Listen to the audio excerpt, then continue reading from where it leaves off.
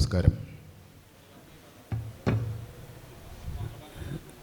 സാംസ്കാരിക പത്രപ്രവർത്തനത്തിനെ കുറിച്ചിട്ടുള്ള ഒരു ചർച്ചയാണ് ഇപ്പോൾ ഇവിടെ നമ്മൾ തുടങ്ങി വയ്ക്കുന്നത്.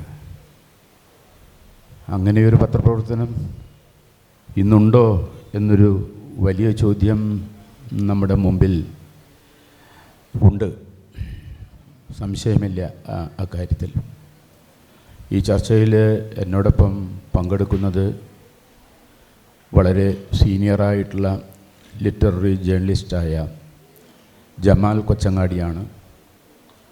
അദ്ദേഹത്തിനെ വായനക്കാർ ആരും അറിയാതിരിക്കില്ല എന്ന് ഞാൻ വിശ്വസിക്കുന്നു. മലയാളത്തിലെ ഏറ്റവും മനോഹരമായൊരു പുസ്തകം, ലതാ മങ്കേഷ്കറിനെ കുറിച്ചുള്ളൊരു പുസ്തകം എഴുതിയ അദ്ദേഹമാണ്. അതുപോലെ തന്നെ അദ്ദേഹം ഉത്തരേന്ത്യൻ സംഗീതത്തെക്കുറിച്ചും ബാബുരാജിനെക്കുറിച്ചും കോഴിക്കോട്ടെ പ്രധാനപ്പെട്ട എല്ലാ വ്യക്തിത്വങ്ങളെക്കുറിച്ചൊക്കെയുള്ള ഓർമ്മക്കുറിപ്പുകളും അങ്ങനെ 10-30 പുസ്തകങ്ങളുടെ ഗ്രന്ഥകർത്താവാണ് അദ്ദേഹം. രണ്ടാമത്തെ ആൾ സുന്ദർദാസ്, ചെറുതുകാലത്തും വിവർത്തകനും കലാകൗമുദിയിലെയും അതുപോലെ തന്നെ ഇന്ത്യ ടുഡേയിലെയും റിപ്പോർട്ടറും ആയിരുന്നു. അദ്ദേഹം അതിൻ്റെ മുഖ്യ ചുമതലക്കാരനായിരുന്നു. വിവർത്തകനാണ്, കഥാകൃത്താണ്.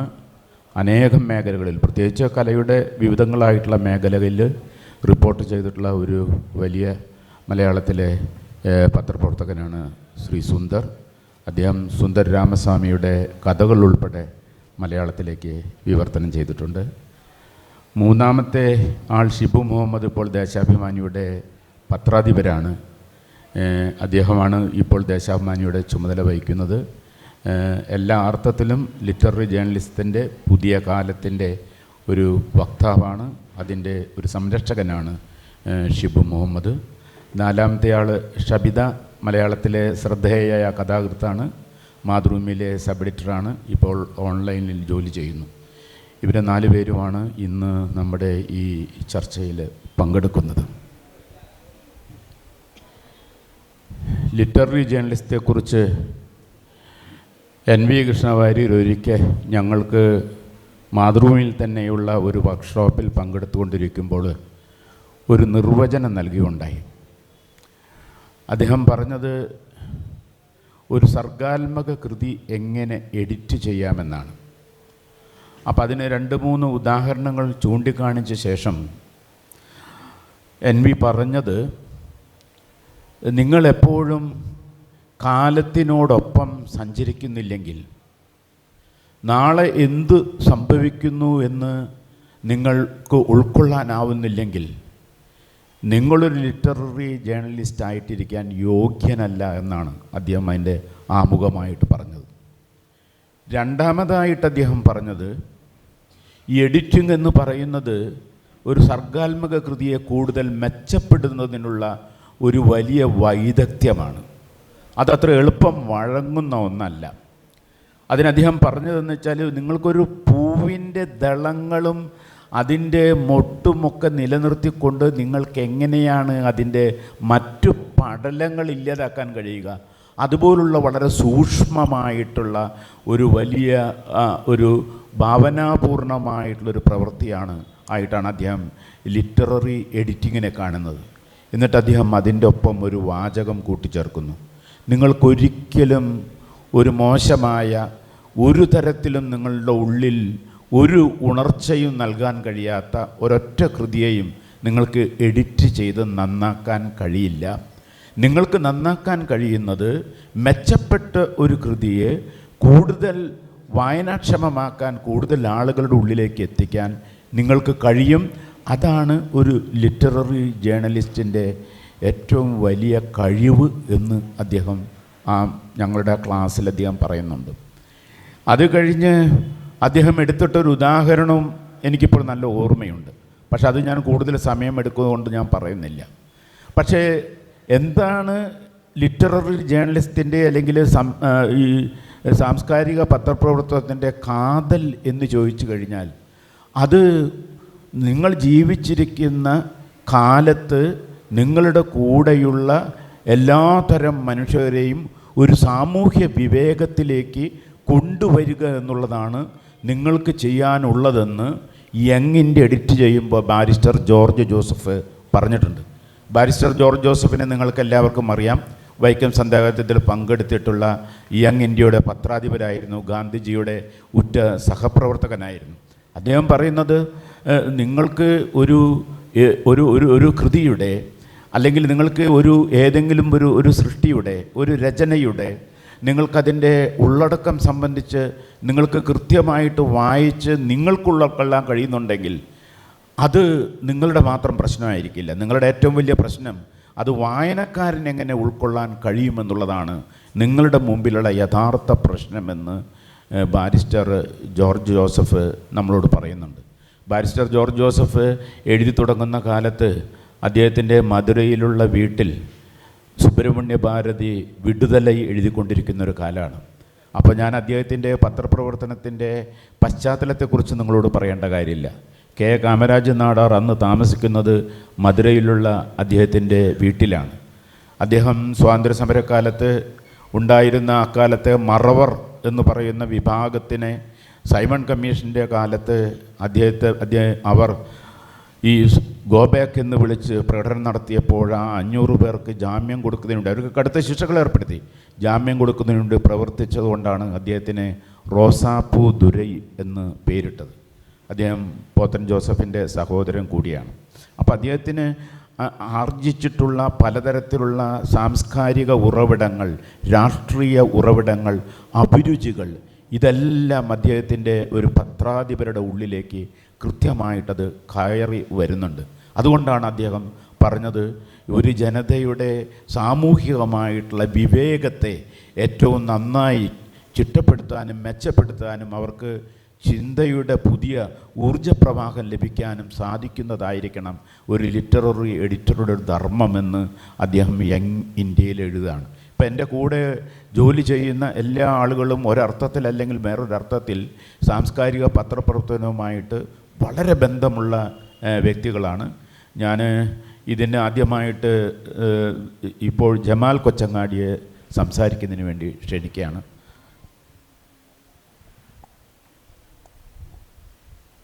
പ്രിയപ്പെട്ടവരെ,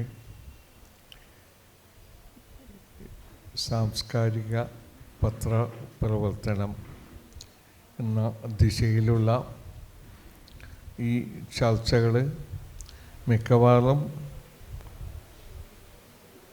ഞങ്ങളുടെയൊക്കെ അനുഭവത്തിൽ നിന്ന് ഉരുത്തിരിഞ്ഞ് വരുന്ന ആശയങ്ങളായിരിക്കും പ്രകടിപ്പിക്കുക എന്നാണ് എനിക്ക് തോന്നുന്നത്. ഈ മലയാള പത്രങ്ങൾ ആരംഭിച്ചതിന് ശേഷം പത്രം വർത്തമാന പത്രം എന്നുള്ള നിലയ്ക്കുള്ള തുടക്കം ആണ് ഉണ്ടായിരുന്നത്. പക്ഷേ ഈ ആനുകാലികം എന്ന് വർത്തമാന പത്രവും ആനുകാലികങ്ങളും ഏത് കാലം തൊട്ടാണ് വേർതിരിക്കുന്നത് എന്ന് നമ്മൾ അന്വേഷിക്കുമ്പോൾ രണ്ടാമത്തെ എന്ന് പറയാവുന്ന വർത്തമാന പത്രം ഈ ജ്ഞാനനിക്ഷേപം എന്ന പത്രത്തിൽ ആണ് ആദ്യത്തെ തുടർ നോവൽ വന്നത്. കണ്ടക്ഷയായിട്ട് നോവൽ പ്രസിദ്ധീകരിക്കുന്ന ശീലം പിന്നീട് ഈ വീക്കെൻഡുകളും വാരികകളും പിന്തുടർന്ന് പോകുന്നതാണ് കണ്ടക്ഷയായിട്ട് നോവലുകൾ പ്രസിദ്ധീകരിക്കുക എന്നുള്ളത്. പുല്ലേലിക്കുഞ്ചു എന്ന നോവല് ഈ ജ്ഞാന നിക്ഷേപത്തിൽ റെഗുലറായിട്ട് ഒരാഴ്ചയിൽ മിക്കവാറും അക്കാലത്ത് എല്ലാ ദിവസവും പത്രം ഉണ്ടായിരുന്നില്ല. ചൊവ്വ, വ്യാഴം, ശനി എന്ന ദിവസങ്ങളിലൊക്കെയാണ് ഈ പത്രം ഉണ്ടായിരുന്നത്. ആ പത്രത്തിൻ്റെ ഭാഗമായിട്ട് നോവൽ അക്കാലത്ത് എഴുതപ്പെട്ട ഇപ്പോഴും ചർച്ച ചെയ്യപ്പെടുന്ന ഒരു നോവലാണ് പുല്ലേലിക്കുഞ്ചു എന്ന് നിങ്ങൾക്കെല്ലാം അറിയാം. അപ്പോൾ അന്ന് തൊട്ടേ ഈ നോവൽ എന്നുള്ള ഒരു സാഹിത്യ വിഭവം അക്കാലം തൊട്ട് തന്നെ നമ്മുടെ പത്രങ്ങൾ ഉൾക്കൊള്ളാൻ വായനക്കാർ അത് സ്വീകരിക്കാൻ തുടങ്ങി. പിന്നീട് ഇങ്ങോട്ട് വരുമ്പോൾ നമുക്കറിയാം, ഈ ബഷീറിൻ്റെ ആദ്യകാല നോവലുകൾ, സ്ഥലത്തെ പ്രധാന ദിവ്യൻ പോലുള്ള പുസ്തകങ്ങൾ, ഉറൂബിൻ്റെ പിന്നെ ഉമ്മാച്ചു, അങ്ങനെയുള്ള ഒരുപാട് നോവലുകളൊക്കെ ഈ പത്രങ്ങൾ വഴിയാണ് ആദ്യം വന്നത്. ഇപ്പോഴും വന്നുകൊണ്ടിരിക്കുന്നുണ്ട്. ഇപ്പോൾ പിന്നെ മാതൃഭൂമിയിലായാലും പിന്നെ ദേശാഭിമാനിയിലായാലും എല്ലാ വാരികളിലും ആ വായനക്കാരെ അഭിരുചികൾ മനസ്സിലാക്കിയിട്ട് ഈ നോവലുകളൊക്കെ വന്നുകൊണ്ടിരിക്കുന്നുണ്ട്. അതുപോലെ തന്നെ ഈ ഓണക്കാലത്ത് ഇറങ്ങുന്ന വാർഷികപ്പതിപ്പുകൾ, അങ്ങനെയുള്ള ഒരു 10-26 വാർഷികപ്പതിപ്പുകൾ സ്വതന്ത്രമായിട്ട് ഇറക്കാനുള്ള ഒരു അവസരം ലഭിച്ചിട്ടുള്ള ഒരാളാണ് ഞാൻ. കാരണം ഞാൻ എൻ്റെ 55 വർഷം നീണ്ട പത്രപ്രവർത്തന ജീവിതത്തിൽ മിക്കവാറും ഈ സാംസ്കാരിക ജേർണലിസമാണ്. ഇപ്പം ഇതുവരെ ഈ അടുത്ത കാലം വരെ ലിറ്റററി ജേർണലിസം എന്നാണ് പറയുക. കഴിഞ്ഞ കൊല്ലം ഇവിടെ ഇതേ സ്റ്റേജിൽ വേദിയിൽ തന്നെ ഈ ലിറ്റററി ജേർണലിസം എന്ന് പറഞ്ഞപ്പോൾ ഞാൻ എൻ്റെ ഒരഭിപ്രായം, ഞാൻ ദീർഘകാലമായിട്ട് അതിനെക്കുറിച്ച് നിർവഹിച്ചിട്ടുള്ളത്, അത് വെറും ലിറ്റററി ജേർണലിസം അല്ല, സാംസ്കാരിക ജേർണലിസമാണ്. കാരണം ഇത് മാത്രമല്ല, ലിറ്ററേച്ചർ മാത്രമല്ല ഒരു ആനുകാലികത്തിൽ അതിന് മാത്രമല്ല ഇടം നൽകുന്നത്. അതിൽ കഥ, കവിത, പിന്നെ ചിത്രങ്ങൾ, രേഖാചിത്രങ്ങൾ മാസികകൾക്കും വീക്കിലികൾക്കും വേണ്ടി ആവിർഭവിച്ചതാണ്. അതുകൊണ്ട് തന്നെ എത്രയോ വലിയ വലിയ ചിത്രകാരന്മാർ നമുക്കുണ്ടായി. എം.വി. ദേവൻ, പിന്നെ നമ്പൂരി മാഷി, അങ്ങനെ ഒരുപാട് ചിത്രകാരന്മാർ ഇന്ന് വന്നിട്ടുണ്ട്. എനിക്ക് ആദ്യമായിട്ട് ഒരു വാർഷികപ്പതിപ്പ് കൈകാര്യം ചെയ്യാൻ കിട്ടിയപ്പോൾ ഞാൻ ആദ്യം ആലോചിച്ചത് ഈ ചിത്രകാരന്മാരെ കുറിച്ച് വായനക്കാർക്ക് എന്തറിയാം. എല്ലാ വാരികളും അവർ മറിച്ച് നോക്കുമ്പം ചിത്രങ്ങളുണ്ട്. ഓരോ നോവലിനും കഥയ്ക്കും അതിൻ്റെ ആ കഥാപാത്രങ്ങൾക്ക് സ്വരൂപം നൽകുന്നത് ഈ ചിത്രകാരന്മാരാണ്. അങ്ങനെ വളർന്നു വന്ന ഒരുപാട് ചിത്രകാരന്മാരെ നമുക്കറിയാം. പക്ഷേ 88 ഈ വാർഷികപ്പതിപ്പ് ഇറക്കുന്ന സമയത്ത് അത് ഒരു പത്രത്തിൻ്റെ ആദ്യത്തെ വാർഷികപ്പതിപ്പായിരുന്നു. അപ്പോൾ അത് പൊതു സമൂഹവുമായിട്ട് യാതൊരു ബന്ധമില്ലാത്ത ഒരു ഗ്രൂപ്പ് പ്രസിദ്ധീകരിച്ച പത്രം, മാധ്യമത്തിൻ്റെ ആദ്യത്തെ വാർഷികപ്പതിപ്പ് ഇറങ്ങുമ്പം ഞാൻ ആലോചിച്ചത് പൊതുസമൂഹത്തിന് വേണ്ട എന്താണ് നൽകാൻ കഴിയുന്നത്, അവരുടെ അഭിരുചിയെ കുറച്ചുകൂടി മെച്ചപ്പെടുത്താൻ. ഇപ്പോൾ സാറ് പറഞ്ഞ പോലെ പിന്നെ അഭിരുചികളെ വിമലീകരിക്കുക, അതിനെ കുറെ കൂടി മെച്ചപ്പെടുത്തുക, ഇതൊക്കെയാണ് ഒരു എഡിറ്റർ, കൾച്ചറൽ എഡിറ്റർ ചെയ്യേണ്ട ഒരു കൃത്യം. അപ്പോൾ ഇങ്ങനെ ആലോചിച്ച് വന്നപ്പോൾ ഇത് വായനക്കാർക്ക് ഇവരെ അറിയില്ലല്ലോ,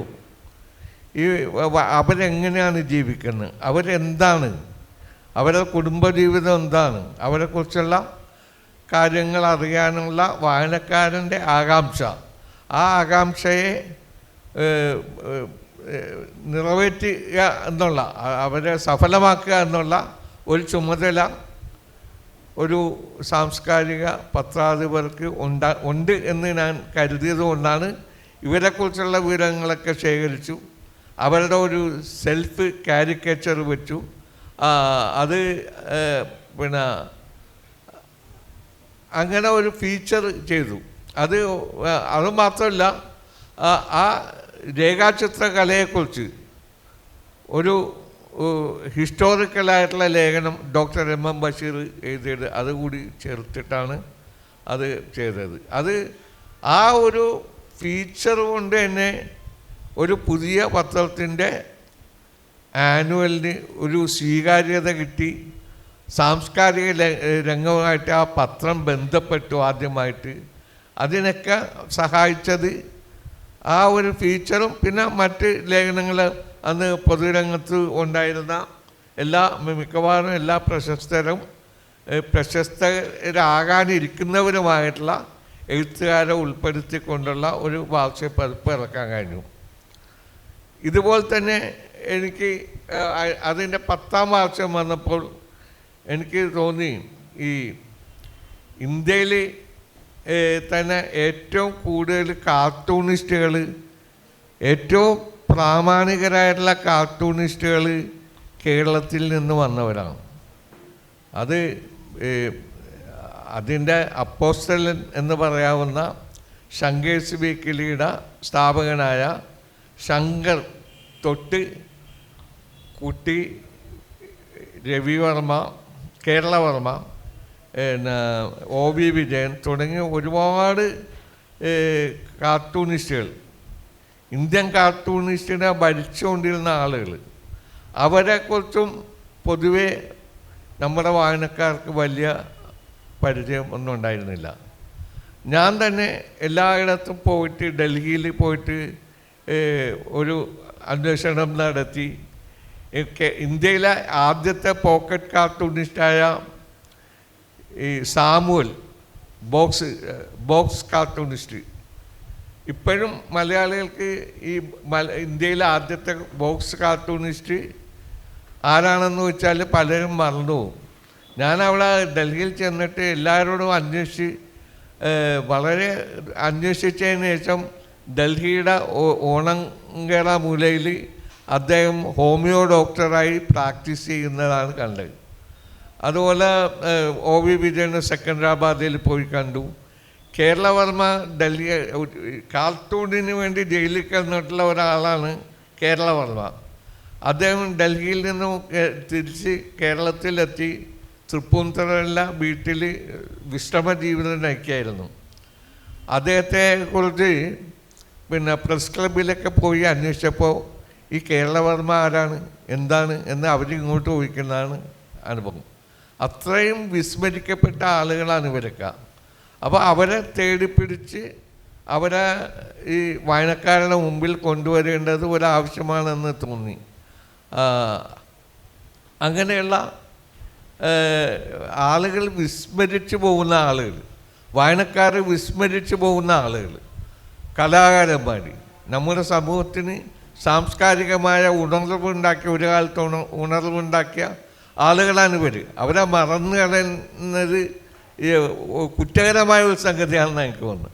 അപ്പോൾ അത്തരം ആളുകളെ, കലാകാരന്മാർ, വിസ്മരിക്കപ്പെട്ടവർ, അവരെ നമ്മുടെ സമൂഹത്തിൻ്റെ മുമ്പിലേക്ക് കൊണ്ടുവരേണ്ടത് ഒരു സാംസ്കാരിക പത്രപ്രവർത്തനത്തിൻ്റെ, സാംസ്കാരിക പ്രവർത്തനം തന്നെ അതിൻ്റെ ഒരു ഭാഗമാണെന്ന് ഞാൻ ഇന്നും അന്നും വിശ്വസിക്കുന്നു. അപ്പോൾ ഇത്തരം മറവിലാണ്ട് പോയവർ, പിന്നെ വിസ്മരിക്കപ്പെട്ടവർ ഒക്കെ ആയിട്ടുള്ള എഴുത്തുകാര്, പല എഴുത്തുകാരും വിസ്മരിക്കപ്പെട്ടു പോയിട്ടുണ്ട്. വളരെ കാലം എഴുതിയിട്ട് തീരെ ഈ രംഗത്ത് നിന്ന് മാറി നിൽക്കുന്ന ആളുകൾ, അവരെ വീണ്ടും എഴുതിക്കുക, അവരെ ഓർമ്മയിലേക്ക് കൊണ്ടുവരിക, വായനക്കാരുടെ പിന്നെ ഓർമ്മകളിലേക്കും അവരുടെ മനസ്സിലേക്കും അവരെ കൊണ്ടുവരിക. ഇതൊക്കെ നമ്മളെ ഒരു ദൗത്യമായിട്ട് തന്നെയാണ് എനിക്ക് തോന്നിയത്. പിന്നെ ഈ ഒരു ക്രിയേറ്റീവ് റൈറ്റിംഗ്, ചെറുകഥ, കവിത, ഇങ്ങനെയുള്ള കാര്യങ്ങളിൽ ഒരു എഡിറ്റർക്ക് എത്രത്തോളം ഇടപെടാൻ പറ്റും എന്നുള്ളതിനെക്കുറിച്ച് വളരെ ചർച്ച ചെയ്യപ്പെടേണ്ട ഒരു കാര്യമാണ്. കാരണം എഡിറ്ററും എഴുത്തുകാരനും തമ്മിലുള്ള ഒരു ബന്ധം, എഴുത്തുകാരനും വായനക്കാരനും തമ്മിലുള്ള ബന്ധം, എന്നെ സംബന്ധിച്ചിടത്തോളം ഞാൻ പല പ്രസ്ഥാനങ്ങളുമായിട്ട് ബന്ധപ്പെട്ട് എനിക്ക് യോജിപ്പില്ലാത്ത പ്രസ്ഥാനങ്ങളുടെ പത്രത്തിൽ ജോലി ചെയ്തിട്ടുണ്ട്. അത് എൻ്റെ ഒരു പ്രൊഫഷണൽ ഇതായിട്ടുള്ള കാര്യമാണ്. എൻ്റെ തൊഴിൽ എന്നുള്ള നിലക്കാണ്, പ്രൊഫഷണലിസം എന്നുള്ളതിൽ. പക്ഷേ എൻ്റെ ആദ്യത്തെ ഉത്തരവാദിത്വവും ബാധ്യതയും എൻ്റെ വായനക്കാരനോടാണ്. അത് കഴിഞ്ഞാൽ ആ പത്രം നടത്തുന്ന മാനേജ്മെൻറ്റിനോട് ഉണ്ട് ഒരു കടപ്പാടുണ്ട്. അപ്പോൾ ഏറ്റവും പ്രധാനം വായനക്കാരൻ തന്നെയാണ്. വായനക്കാരൻ്റെ അഭിരുചിയെ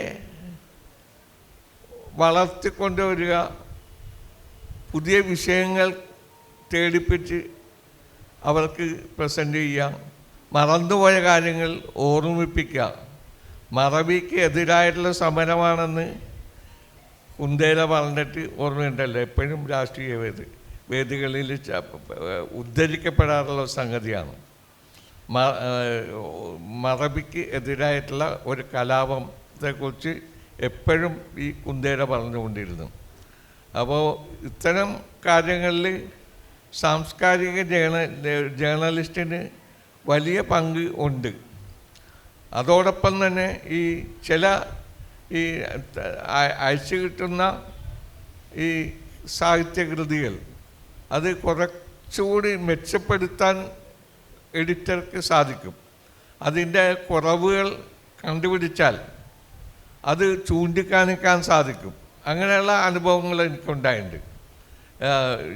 ഈ പിന്നെ പ്രശസ്ത കഥാകൃത്ത് ഈ ഇയാളിൽ എടശ്ശേരിയുടെ മകൻ ഹരികുമാർ ഒരു കഥ അയച്ചു തന്നിരുന്നു. അപ്പോൾ അദ്ദേഹത്തോട് പറഞ്ഞു അതിലെ ചില ഭാഗങ്ങളൊന്ന് കറക്റ്റ് ചെയ്താൽ കൊള്ളാം എന്ന് പറഞ്ഞു.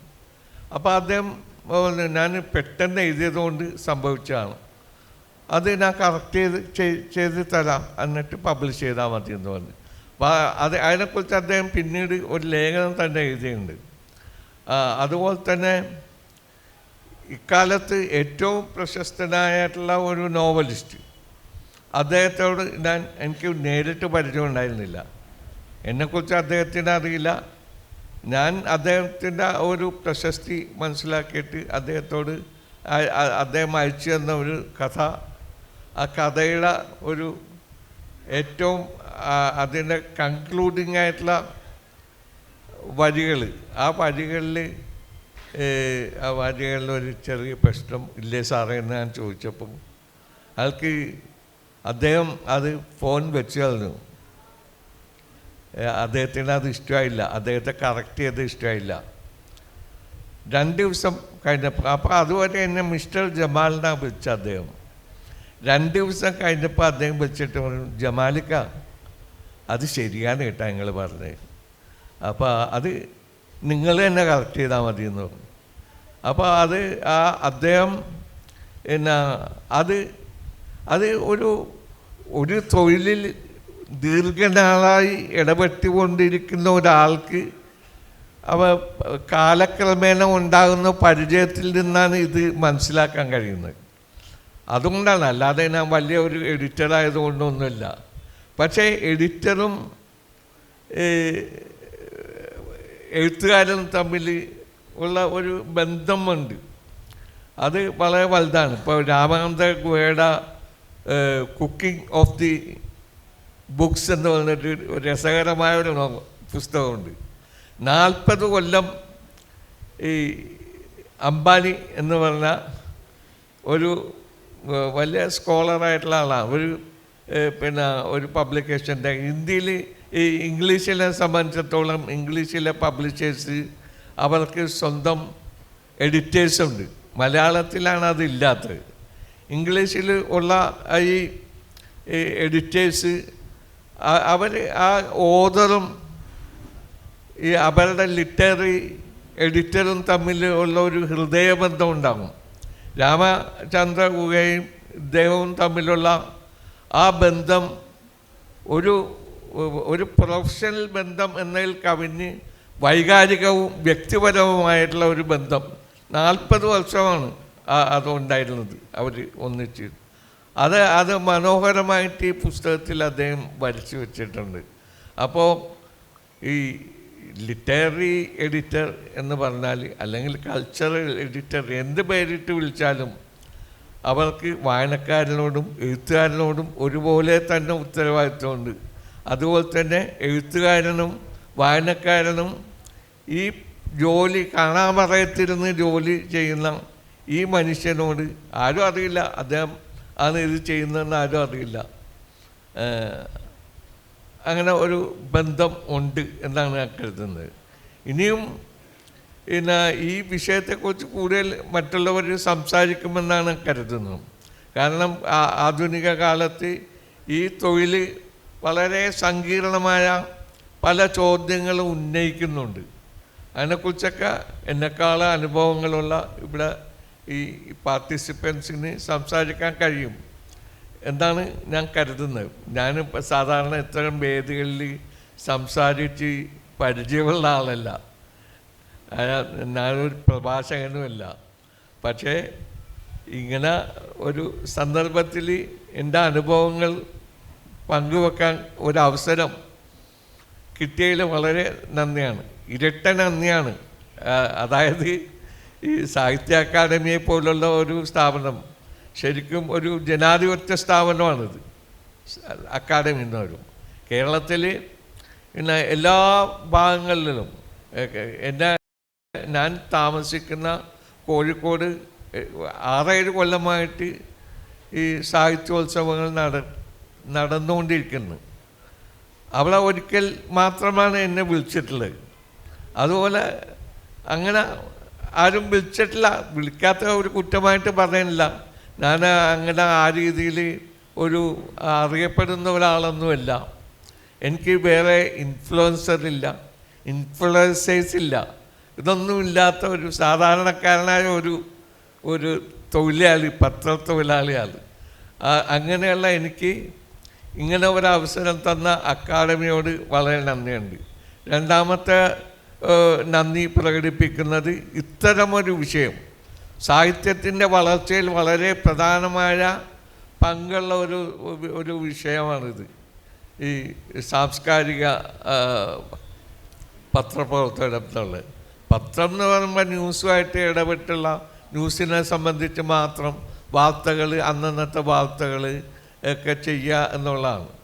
പത്രം എന്ന് കേൾക്കുമ്പോൾ അതാണ് ആളുകളായിരിക്കും. പക്ഷേ പത്ര ഓഫീസിൻ്റെ ഉള്ളിൽ ഇരുന്നു കൊണ്ട് തന്നെ നമ്മുടെ സാംസ്കാരിക രംഗത്ത് ഇത്തരം കാര്യങ്ങൾ ചെയ്യുന്ന ഒരു നിശബ്ദ ജീവികളുണ്ട്.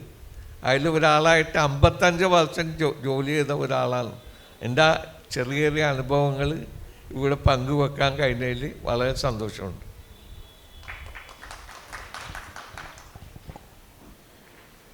മിക്കവാറും എല്ലാ സ്ഥാപനങ്ങളിലും ഈ പത്രാധിപർ എന്ന് പറയുന്നയാൾ അദൃശ്യനാണ് യഥാർത്ഥത്തിൽ. അല്ലെങ്കിൽ പിന്നീട് നിങ്ങൾ പറഞ്ഞ പോലെ NVA പോലെ MTA പോലെയൊക്കെ സാഹിത്യരംഗത്ത് തന്നെ വലിയ അടയാളങ്ങൾ സൃഷ്ടിച്ചുകൊണ്ട് പിന്നീട് പത്രാധിപരായിട്ട് വന്ന ആളുകളായിരിക്കും. മാതൃഭൂമിക്ക് തന്നെ അങ്ങനൊരു വലിയ ചരിത്രമുണ്ട്. 1937 മുതൽ 1952 വരെ P. കുഞ്ഞിരാമൻ എന്നൊരാളായിരുന്നു മാതൃഭൂമി ആഴ്ചപ്പതിപ്പിൻ്റെ പത്രാധിപർ. പക്ഷേ മാതൃഭൂമി ആഴ്ചപ്പതിപ്പിൻ്റെ ഒരിടത്തും ഈ P. രാമൻ, ഞങ്ങളൊക്കെ രാംജി എന്ന് വിളിക്കുന്ന രാമൻ്റെ പേരുകളുണ്ടായിട്ടില്ല. പക്ഷേ P. രാമൻ്റെ കാലത്താണ് മാതൃഭൂമി ആഴ്ചപ്പതിപ്പിൻ്റെ സർക്കുലേഷൻ മാതൃഭൂമി പത്രത്തിൻ്റെ സർക്കുലേഷനെ മറികടക്കുന്നത്. ഒരു ചരിത്ര സംഭവമാണ്. കാരണം 1945 ആയപ്പോഴേക്കും ഈ യുദ്ധം കൊടുമ്പിരി കൊണ്ടപ്പോൾ അദ്ദേഹം യുദ്ധഗതി എന്ന് പറഞ്ഞ് ഈ ലോകത്തിലെമ്പാടുമുള്ള ഓരോ രാജ്യത്തും നടക്കുന്ന യുദ്ധത്തിനെക്കുറിച്ചിട്ടുള്ള കൃത്യമായ ചിത്രങ്ങൾ നൽകിക്കൊണ്ടിരുന്നു. അതുമാത്രമല്ല, യുദ്ധത്തിൻ്റെ സാമ്പത്തിക ശാസ്ത്രത്തെക്കുറിച്ച്, യുദ്ധം ഉണ്ടാക്കുന്ന കുടുംബങ്ങളിലുണ്ടാക്കുന്ന പ്രശ്നങ്ങളെക്കുറിച്ചൊക്കെ ആ കുറിപ്പുകളിലൂടെ കടന്നു പോകുമ്പോൾ നമുക്ക് കാണാനായിട്ട് കഴിയും. മാത്രമല്ല, അദ്ദേഹം JB പ്രിസ്റ്റിയെ പോലുള്ള ആളുകളുടെ യുദ്ധത്തിനെതിരായിട്ടുള്ള തുറന്നെഴുത്തുകൾ ആ കാലത്ത് അദ്ദേഹം പബ്ലിഷ് ചെയ്യേണ്ടതായിട്ടുണ്ട്. മാത്രമല്ല, അദ്ദേഹം വളരെ ഉത്തരവാദിത്തപൂർണമായിട്ട് ആ കാലത്തെ ഷോക്കേസ് ചെയ്യാൻ പറ്റുന്ന ഒരു പത്രാധിപരായിരുന്നു. ഒരു പത്രാധിപരുടെ ഏറ്റവും മികച്ച ധർമ്മം എന്ന് പറയുന്നത് ആ കാലത്തെ അയാൾ ഷോക്കേസ് ചെയ്യുക എന്നുള്ളതാണ്. അത് P. രാമൻ നിർവഹിച്ചിട്ടുണ്ട്. P. രാമൻ്റെ കാലത്താണ് ആദ്യമായിട്ട് എടപ്പള്ളി രാഘവൻപിള്ളയുടെ മണിമുഴക്കം എന്ന കവിത അദ്ദേഹമാണ് പബ്ലിഷ് ചെയ്യുന്നത്. അദ്ദേഹം കിട്ടിയ അന്ന് തന്നെ ആ കവിതയുടെ ഉള്ളിലുള്ള അതിൻ്റെ മുഴുവൻ ആലക്തിക ശക്തി പൂർണ്ണമായിട്ടും ഉൾക്കൊണ്ടുകൊണ്ടാണ് അദ്ദേഹം വാരിക നിർത്തിവെച്ച് അദ്ദേഹം ആ കവിത ചേർക്കുന്നത്. അതിനു മുമ്പ് അദ്ദേഹം അറിഞ്ഞിരുന്നില്ല അദ്ദേഹം ആത്മഹത്യ ചെയ്തു എന്നുള്ള വിവരം പി രാമൻ അറിഞ്ഞിരുന്നില്ല. അപ്പം അങ്ങനെയുള്ള നിശബ്ദരായിട്ടുള്ള പത്രാധിപന്മാർ ഒരുപാട് ആളുകളുണ്ടായിട്ടുണ്ട്. ഇപ്പോൾ എഡിറ്റോറിയൽ എഴുതുന്ന ആളുകൾ, കോളങ്ങൾ എഴുതുന്ന ആളുകൾ, ഇവരൊന്നും പുറത്തുള്ള ആളുകൾ അറിഞ്ഞിരിക്കണമെന്നില്ല. ഇപ്പോൾ ഞാൻ വളരെ കുറച്ച് എഡിറ്റോറിയൽ മാത്രം എഴുതുന്ന ഒരാളാണ്. ഒരു 500-600 എഡിറ്റോറിയൽ എൻ്റെ ജീവിതകാലത്ത് ഞാൻ എഴുതിയിട്ടുണ്ടാവുള്ളൂ. പക്ഷേ ഞാനിതൊന്നും ആരാണെന്ന് പോലും നമുക്ക് രേഖപ്പെടുത്തി വെച്ചിട്ടില്ല. എൻ വി കൃഷ്ണമാരുടെ ഒരു എഡിറ്റോറിയൽ എഴുതിയത് മദർ തെരേസയെക്കുറിച്ചാണ്. മദർ തെരേസ മരിച്ചു എന്നുള്ളൊരു വലിയ PTIയുടെ ഒരു വാർത്ത വന്നപ്പോൾ അത് നോക്കിയിട്ട് അദ്ദേഹം പെട്ടെന്ന് മദർ തെരേസയെക്കുറിച്ച് യാതൊരു റെഫറൻസും ഇല്ലാതെ അദ്ദേഹം എഴുതാനിരിക്കുകയായിരുന്നു. പിന്നീട് എൻ വി മരിച്ചു കഴിഞ്ഞിട്ടും ഈ എഡിറ്റോറിയൽ ലൈബ്രറിയിലിരുന്നു. പിന്നീട് 10 കൊല്ലം കഴിഞ്ഞാണ് പിന്നീട് മദർ തെരേസ മരിക്കുന്നത്. അപ്പോൾ ഉപയോഗിച്ചത് എൻ വി എഴുതിയിട്ടുള്ള ആ എഡിറ്റോറിയലായിരുന്നു. അങ്ങനെ എത്രയോ സംഭവങ്ങൾ നമുക്ക് അത്തരത്തിലുള്ള സംഭവങ്ങൾ ഓർമ്മിക്കാനുണ്ട്. ഞാൻ ഇത് പോകുന്ന ഈ പുതിയ കാലത്തെ ഒരു എഡിറ്റർ എന്താണ് അനുഭവിക്കുന്ന ഒരു സാംസ്കാരിക രംഗത്ത് ലിറ്റററി ജേർണലിസ്റ്റ്, ലിറ്റററി റിപ്പോർട്ടർ എന്താണ് ഇപ്പോൾ ചെയ്യുന്നത് എന്നുള്ള കാര്യം ഇവിടെ നമുക്ക് 2 പേരുണ്ട്. അതിലേറ്റവും നമ്മുടെ പുതിയ തലമുറയിൽപ്പെട്ട ഷബിത ചെറുതാകൃത്താണ്. ഒരുപാട് വിഷയങ്ങളെക്കുറിച്ച്, പ്രത്യേകിച്ചും കലാസംബന്ധമായ വിഷയങ്ങളെക്കുറിച്ച് നിരന്തരമായിട്ട് എഴുതുന്ന എഴുത്തുകാരിയാണ്. ഞാൻ ഷബിതയെ ക്ഷണിക്കുന്നു.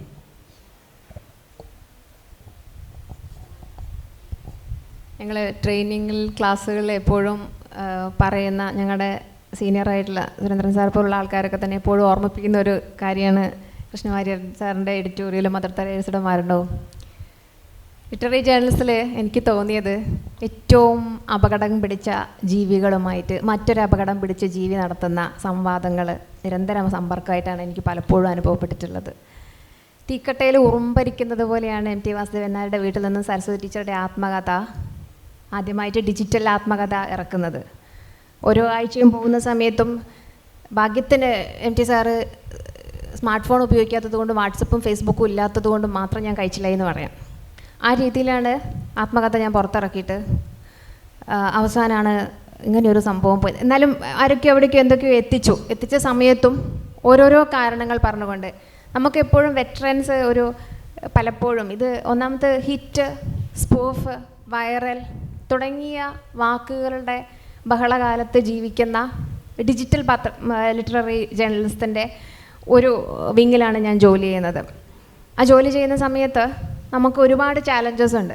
ഇപ്പം പറഞ്ഞിരിക്കുന്ന ഒരുപാട് പതിപ്പുകൾ, ഒരു വർഷത്തെ അല്ലെങ്കിൽ ഒരു മാസത്തെ ഇത്ര കോപ്പികൾ വിറ്റു എന്നാണെങ്കിൽ ഞങ്ങളതൊരാഴ്ച കൊണ്ട് 5-6 ലക്ഷം വായനക്കാർ നിർബന്ധമായും വന്ന് കയറി ഇറങ്ങിപ്പോയി അവരുടെ അഭിപ്രായങ്ങളും യോജിപ്പുകളും വിയോജിപ്പുകളൊക്കെ പ്രകടിപ്പിക്കേണ്ട ഒരു വേദിയാണത്. ആ വേദി കൃത്യമായിട്ട് വായനക്കാരിലേക്ക് എക്സിക്യൂട്ട് ചെയ്ത് കൊടുക്കണമെങ്കിൽ, അവരെ മെയിൻറ്റെയിൻ ചെയ്യണമെങ്കിൽ, ലോയൽ റീഡേഴ്സിനെ മെയിൻറ്റെയിൻ ചെയ്യണമെങ്കിൽ, അവർക്ക് വേണ്ട അറിവുകൾ കൊടുക്കണമെങ്കിൽ international level, national level, regional level, ഭാഷാന്തരങ്ങളിൽ ക്രിറ്റിസിസം എല്ലാത്തിനെയും ചേരുവകൾ ഇങ്ങനെ വെച്ച് നിരത്തിക്കൊണ്ടേയിരിക്കണം. അതിന് നിരന്തരം വിഷയങ്ങൾ അന്വേഷിച്ചുകൊണ്ടേയിരിക്കണം.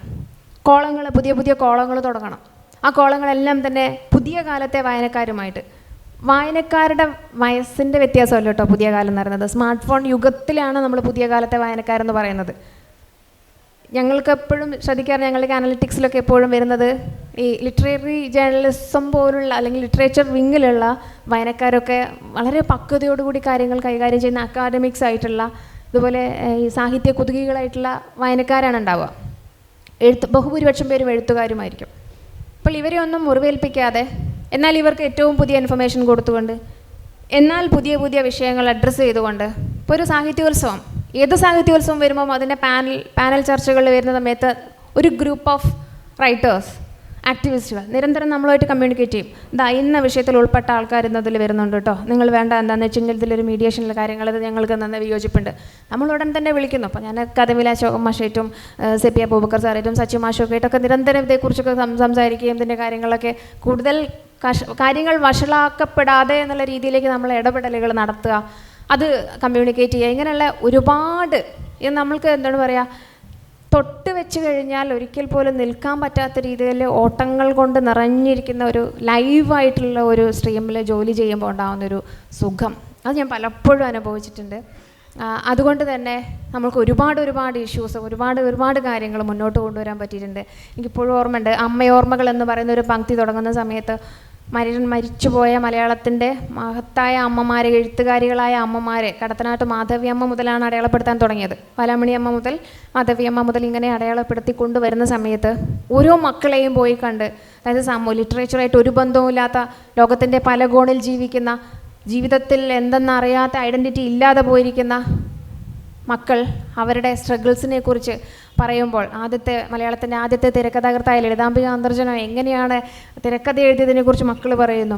അതേപോലെ മാധവിക്കുട്ടി കമലാ സുരയ്യായതിനു ശേഷം അവസാനമായിട്ടൊരു തൻ്റെ വളർത്തുമകനായ ഇർഷാദ് അഹമ്മദിനെ കണ്ടുമുട്ടുമ്പോൾ ജയസൂര്യാണ് ഇർഷാദിനോട് പറയുന്നത്, അമ്മ ഏതാണ്ട് അവസാനിക്കാറായി, നിന്നെ വന്ന് കാണണമെന്ന് പറയുന്നു. ഇർഷാദിനെയും ഇംതിയാസിനെയും, ഇവരെ രണ്ടുപേരും 2 ഹാഫ് ബ്ലൈൻഡ് ആയിട്ടുള്ള സഹോദരന്മാരായിരുന്നു കമലാ സുരയ്യയുടെ വളർത്തുമക്കൾ.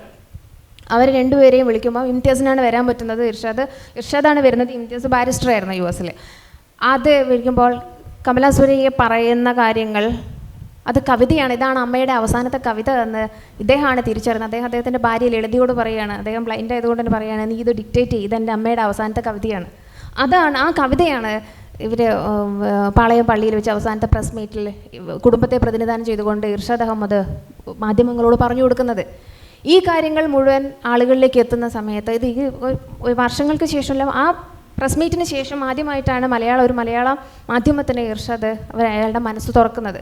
ഈ കാര്യങ്ങളിലേക്ക് മുഴുവൻ നമ്മൾക്ക് എത്തുമ്പോൾ ഇങ്ങനെയുള്ള പല രീതിയിലുള്ള കാര്യങ്ങളിലേക്ക് നമ്മളുടെ മനസ്സെത്തിക്കുക, നമ്മൾ വായനക്കാരെ എത്തിച്ചുകൊണ്ടേയിരിക്കുക. ആ എത്തിക്കുന്ന സമയത്ത് തന്നെ നമ്മൾക്ക് വന്നു വരുന്ന ഒരു വല്ലാത്തൊരു സന്തോഷമുണ്ട്. നല്ലൊരു ഇൻഫർമേഷൻ നമ്മുടെ കയ്യിൽ കിട്ടുന്നു, നല്ലൊരു സാധനം, നല്ലൊരു ആർട്ടിക്കിൾ കിട്ടുന്നു, അത് നല്ലതായ രീതിയിൽ എക്സിക്യൂട്ട് ചെയ്യാൻ പറ്റുക എന്നൊക്കെ ഉള്ളത്. ഇതിനൊക്കെ പുറമെ നടക്കുന്ന മറ്റൊരു പ്രക്രിയ എന്ന് പറയുന്നത് നിരന്തരം, അതായത് കഥകളും കവിതകളും വന്നുകൊണ്ടേയിരിക്കും. ഒരുപാട് കഥകളും കവിതകളും വന്നുകൊണ്ടേയിരിക്കും. ചില കഥകൾ കാണുമ്പോൾ നമുക്ക് വല്ലാത്തൊരു സന്തോഷം വരും. കാരണം വെച്ചാൽ ഒരിക്കൽ പോലും ഞാനൊരു കഥ വായിക്കുന്ന ആളായതുകൊണ്ടും എഴുതാൻ ശ്രമിക്കുന്ന ആളായതുകൊണ്ടും എൻ്റെ ഒന്നും കയ്യിൽ എത്തിപ്പെട്ട് കഴിഞ്ഞാൽ ഒരിക്കൽ പോലും നന്നാവാത്ത ഒരു തീം എത്ര മനോഹരമായിട്ടാണ് എക്സിക്യൂട്ട് ചെയ്തതെന്നുള്ള ആ കൗതുകം ആണ് സത്യത്തിൽ ഒരു കഥ സെലക്ട് ചെയ്യാൻ എന്നെ പ്രേരിപ്പിക്കാറ് പലപ്പോഴും. എന്നാൽ റിജക്റ്റ് ചെയ്ത് കഴിഞ്ഞാലോ ഉടനടി മറ്റ് എല്ലാ പ്രസിദ്ധീകരണങ്ങളിൽ നിന്നും സഹപ്രവർത്തകരുടെ വിളി വരും. മറ്റ് പ്രസിദ്ധീകരണങ്ങളിലെ സഹപ്രവർത്തകരുടെ വിളി, നീ എന്തുകൊണ്ടാണ് ഇന്നാളുടെ കഥ റിജക്റ്റ് ചെയ്തത്, കവിത റിജക്റ്റ് ചെയ്തത്? 10 മിനിറ്റുള്ളിൽ അവരുടെ ഫേസ്ബുക്ക് പോസ്റ്റ് എഴുതും. ബ്യൂറോക്രസി, ഉദ്യോഗപരിത, എഡിറ്ററുടെ അഹംഭാവത്തിൻ്റെ പിറകിൽ എൻ്റെ സർഗാത്മക ജീവിതം കത്തി നശിച്ചുപോയി എന്നൊക്കെയാണ് പറയുക. അപ്പോൾ ഞാനിങ്ങനെ ആലോചിക്കാറുണ്ട്, അതായത് അവനവനെ പ്രതിഷ്ഠിക്കാൻ വേണ്ടിയിട്ട് കാട്ടിക്കൂട്ടുന്ന ഗിമ്മിക്കുകൾക്കിടയിൽ എവിടെയാണ് ഈ സൃഷ്ടിയുടെ മഹത്വം, അല്ലെങ്കിൽ എന്താണ് ഒരു സ്പാർക്ക്?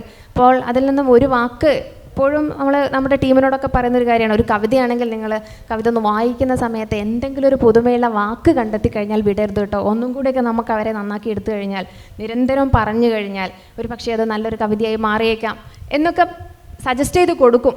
പക്ഷേ എന്ന് കഴിഞ്ഞാൽ ഇത് പറയുന്ന സമയത്ത് ജമാൽ സാറ് പറഞ്ഞതുപോലെ, മിസ്റ്റർ ജമാൽ എന്ന് വിളിച്ചതുപോലെ എന്നൊക്കെ അതിലും വലിയ തെറിയൊക്കെ വിളിക്കാറ്.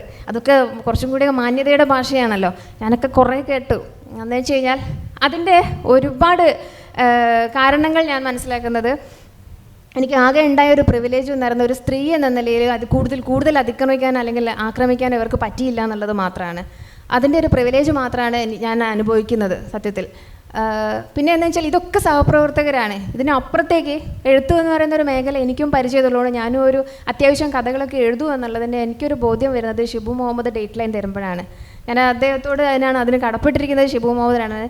എൻ്റെ എഡിറ്റർ എന്ന രീതിയിൽ ഞാൻ ഷിബു മുഹമ്മദിനെ എപ്പോഴും കാണാറുണ്ട്. കാരണം വെച്ചാൽ ദേശാഭിമാനിയിലാണ് എൻ്റെ കഥകളൊക്കെ വന്നിരിക്കുന്നത്, മിക്ക നല്ല കഥകളും വന്നിരിക്കുന്നത്. നിരന്തരം ഒരു കഥയുടെ ഒരു കാര്യം പറഞ്ഞു കഴിഞ്ഞാൽ ഇന്ന കഥ ഇന്ന ദിവസം തരണമെന്ന് പറഞ്ഞു കഴിഞ്ഞാൽ ആ ഒരു റിമൈൻഡറിലാണ് നമ്മളും കഥകൾ എഴുതുന്നത്. ഇതേപോലെ ഒരു ഭാഗത്ത് നിന്ന് നമ്മൾക്ക് ഇങ്ങനെ ഒരു ക്രിയേറ്റീവ് സ്ട്രഗിൾ ഉണ്ട്, അതേ ഭാഗത്തു നിന്ന് മറ്റുള്ളവരുടെ ആ ഒരു ക്രിയേറ്റീവ് സ്ട്രഗിളിനെ ഏതെല്ലാം രീതിയിലേക്ക് പ്ലേസ് ചെയ്യണം എന്നുള്ളതിനെക്കുറിച്ച് അത് എത്ര റിച്ചായിട്ട് കൊടുക്കാൻ പറ്റുന്നുള്ള ചില സമയങ്ങളിലൊക്കെ നമ്മൾ വളരെ നിസ്സാരമായിട്ട് കാണുന്ന ഇത് എല്ലാവർക്കും എഴുതാൻ പറ്റുന്ന ഒരു സാധനമാണല്ലോ, ഇതിൽ അത്ര വലിയ കാര്യമൊന്നുമില്ല എന്ന് പറയുകയും എന്നാലും അതൊരു കൊടുത്തേക്കാം എന്നുള്ളൊരു തീരുമാനത്തിലേക്ക് പൊതുവായ ധാരണയിൽ എത്തുകയും ചെയ്യുന്ന ചില ആർട്ടിക്കിളുകൾ 1-2 ദിവസം കൊണ്ടൊക്കെ ലക്ഷങ്ങൾ വായനയിൽ കടന്നു പോകുന്ന സമയത്ത് ഇപ്പോഴത്തെ ഒരു സംവിധാനത്തിനൊരു ഗുണം അതാണ്. അനലിറ്റിക്സാണ് നമ്മളെ മുന്നോട്ട് നയിക്കുന്നത്.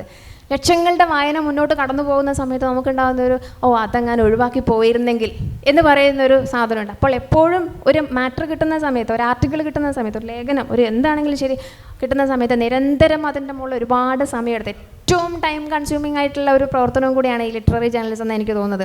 കാരണം ഫസ്റ്റ് ഹാൻഡ് ഇൻഫർമേഷൻ ഒരു റിപ്പോർട്ടർ പോലെ അല്ലെങ്കിൽ ഒരു സാധനം ഒരു സീരീസ് ചെയ്യുന്നത് പോലെയല്ല, നിരന്തരം അതിൻ്റെ ഓരോ വാക്കിൻ്റെയും, പ്രത്യേകിച്ചും തലക്കെട്ടുകളിലാണ് ഞങ്ങൾ ഏറ്റവും കൂടുതൽ പ്രതിസന്ധി അനുഭവിക്കാറ്. പലപ്പോഴും ഇപ്പോഴൊക്കെ ഞാനൊക്കെ എന്തെങ്കിലും ഒരു നല്ലൊരു വാചകങ്ങൾ അല്ലെങ്കിൽ പുതിയൊരു വാക്ക് തലക്കെട്ടിലേക്കൊക്കെ കൊണ്ടുവരാനുള്ളൊരു ശ്രമം നടത്തുന്ന സമയത്ത് കെ സി നാരായണനെ പോലുള്ള ആൾക്കാരെയാണ് ഡിപ്പെൻഡ് ചെയ്യാറ്. ഏത് പാതിരാത്രിക്കും വിളിച്ച് വാട്സപ്പിലേക്ക് ഒരു മെസ്സേജ് അയക്കും, ആ തലക്കെട്ടൊന്ന് നോക്കാമോ, ഒന്ന് പരിശോധിക്കാമോ, അതിൻ്റെ സാങ്കത്യം, അതിൻ്റെ ആഫ്റ്റർ എഫക്റ്റ്, അതിൻ്റെ മറ്റു മാനങ്ങളെക്കുറിച്ച് എന്തൊക്കെയായിരിക്കും അവസ്ഥ, ഇങ്ങനെ കൊടുക്കാമോ, ഇതെന്ത് ചെയ്യാം എന്നുള്ള നിരന്തരം ലേണിംഗ് ആണിത്. കാരണം വെറ്ററൻസ് നമ്മുടെ മുമ്പിൽ ഒരുപാടുണ്ട്. അവർ ചെയ്തു വെച്ചു പോയ കാര്യങ്ങൾ അവർ പരിചയപ്പെടുത്തി തന്ന ലിറ്റററി ജേർണലിസ്റ്റിൻ്റെ ഒരുപാട് സാധ്യതകൾ നമ്മുടെ മുമ്പിലുണ്ട്. അതിനെ കോംപ്രമൈസ് ചെയ്തുകൊണ്ട് അതിനെ ഒരുപടിയെങ്കിലും ഏതെല്ലാം രീതിയിലേക്ക് മറികടക്കാൻ പറ്റുമെന്നതിനെക്കുറിച്ചുള്ള നിരന്തര ആലോചനകളാണ് നമ്മളെ പുതിയ പുതിയ വിഷയങ്ങളിലേക്ക് കൊണ്ടുചെന്നെത്തിക്കുന്നത്. അപ്പോൾ ആ വിഷയങ്ങൾക്കിടയിൽ തർക്കങ്ങളുണ്ടാവും, യോജിപ്പുകളുണ്ടാവും, അഭിപ്രായ വ്യത്യാസങ്ങളുണ്ടാവും, വിയോജിപ്പുകളുണ്ടാവും, വാക്തർക്കങ്ങളുണ്ടാവും, അങ്ങോട്ടും ഇങ്ങോട്ടുമുള്ള നിരന്തരമായിട്ടുള്ള ആശയ സംവാദങ്ങളുണ്ടാവും. പിന്നെ ചിലപ്പം നമുക്ക് നോട്ടീസുകൾ നിരന്തരം തുടരെ കിട്ടിക്കൊണ്ടിരിക്കും. ഇതിനെല്ലാം മറികടന്നുകൊണ്ട് ഇത്തരം ഗൗരവമായിട്ടുള്ള ചർച്ചകൾ നിങ്ങൾ അത് ചെയ്തു, നിങ്ങളിത് ചെയ്തു, നിങ്ങൾ അങ്ങനെയാക്കി എന്ന് പറയുന്ന സമയത്തും നമ്മുടെ കണ്ണ് മുഴുവൻ പോവുക അപ്പുറത്തൊരു ജീത്തയിൽ പോകുന്നുണ്ടോ, ഇപ്പുറത്തൊരു എം മുകുന്ദൻ നടന്നു പോകുന്നുണ്ടോ, MT വാസുദേവൻ നായരുടെ അവസാനം പറഞ്ഞ വാക്കെന്തായിരിക്കും, അല്ലെങ്കിൽ അദ്ദേഹം അവസാനം സംസാരിച്ചത് എന്തിനെക്കുറിച്ചായിരിക്കും, പുതിയതെന്താണ് അവിടുന്ന് കിട്ടാനുള്ളത്, ടി പത്മനാഭൻ സാറെ വിളിച്ചു ചോദിച്ച MT വാസുദേവൻ നായർക്ക് എങ്ങനെ ഉണ്ടോ എന്ന് ചോദിച്ചത് വാർത്തയാക്കണോ, ഇത്തരം കാര്യങ്ങളാണ് നമ്മുടെ മനസ്സ് പോവുക. അപ്പോൾ അതിൻ്റെതായ രീതിയിലേക്ക് വളരെ സ്ട്രെസ്ഡ് ആയിട്ട് ഈ പറഞ്ഞതുപോലെ എന്താണ് പറയുക, ഒരു കുക്കറിലിരുന്ന് ഇങ്ങനെ വെന്തുകൊണ്ടേയിരിക്കുകയാണ്. വെന്തിട്ട് അതിൻ്റെ എല്ലാ സ്പൈസസും ഒത്തുചേർന്നിട്ട് വളരെ കറക്റ്റായിട്ടുള്ള നല്ലൊരു ക്രീമായിട്ടുള്ള എന്നിരുന്നാലും അടിയൊക്കെ കരിഞ്ഞു പോകും കേട്ടോ. ചില സമയത്ത് ചില ആർട്ടിക്കിളിലൊക്കെ അടിയൊക്കെ കരിഞ്ഞു പോകും. വളരെ പ്രശസ്തനായിട്ടുള്ള ഒരു കോളമിസ്റ്റിനെ കൊണ്ട് നമ്മൾ കോളം ചെയ്തു വെച്ചുകൊണ്ടേയിരിക്കുന്ന സമയത്ത് ഒരു കോളത്തിൽ അത് ആഴ്ചയിൽ ഒരു ദിവസം നിർബന്ധമായും പോകണം തോന്നുകയും പല വിഷയങ്ങളെക്കുറിച്ചും ചർച്ച ചെയ്യണമെന്നൊക്കെ എല്ലാ ഗൈഡ് ലൈൻസും കൊടുക്കുകയും, അപ്പോൾ എല്ലായിടത്തും പറഞ്ഞു നിങ്ങൾ ഒരിക്കൽ പോലും മാസ്റ്റർ ആവാൻ ശ്രമിക്കരുത്. ഞാൻ നിർബന്ധമായും ഞാൻ മാസ്റ്റർ ആയിരിക്കും. He's a writer, I am editor. ആ വ്യത്യാസം ഞാൻ എന്തായാലും കാണിച്ചിരിക്കും. പുറത്തിറങ്ങിക്കഴിഞ്ഞ് കഴിഞ്ഞാൽ ഞാൻ അദ്ദേഹത്തിന് താഴെയുള്ള ജൂനിയറായ ആളായിരിക്കും. പക്ഷേ ഞാൻ എൻ്റെ കസേരയിലിരിക്കുകയാണെങ്കിൽ ഞാൻ അയാൾക്ക് അധികാരം സ്ഥാപിച്ചിരിക്കും. അപ്പോൾ തന്നെ എഡിറ്റോറിയലിൽ അറിയായിരുന്നു അത് എന്തായാലും കോളാവും എന്നുള്ളത്. അങ്ങനെ ഒരിക്കൽ ഇതേപോലെ നിർഭാഗ്യവശാൽ ഒരു കോളം വന്നു. ആ ആഴ്ചത്തെ വിഷയം ഞാൻ പറഞ്ഞു കൊടുക്കാൻ പറ്റില്ല എന്ന് പറഞ്ഞു.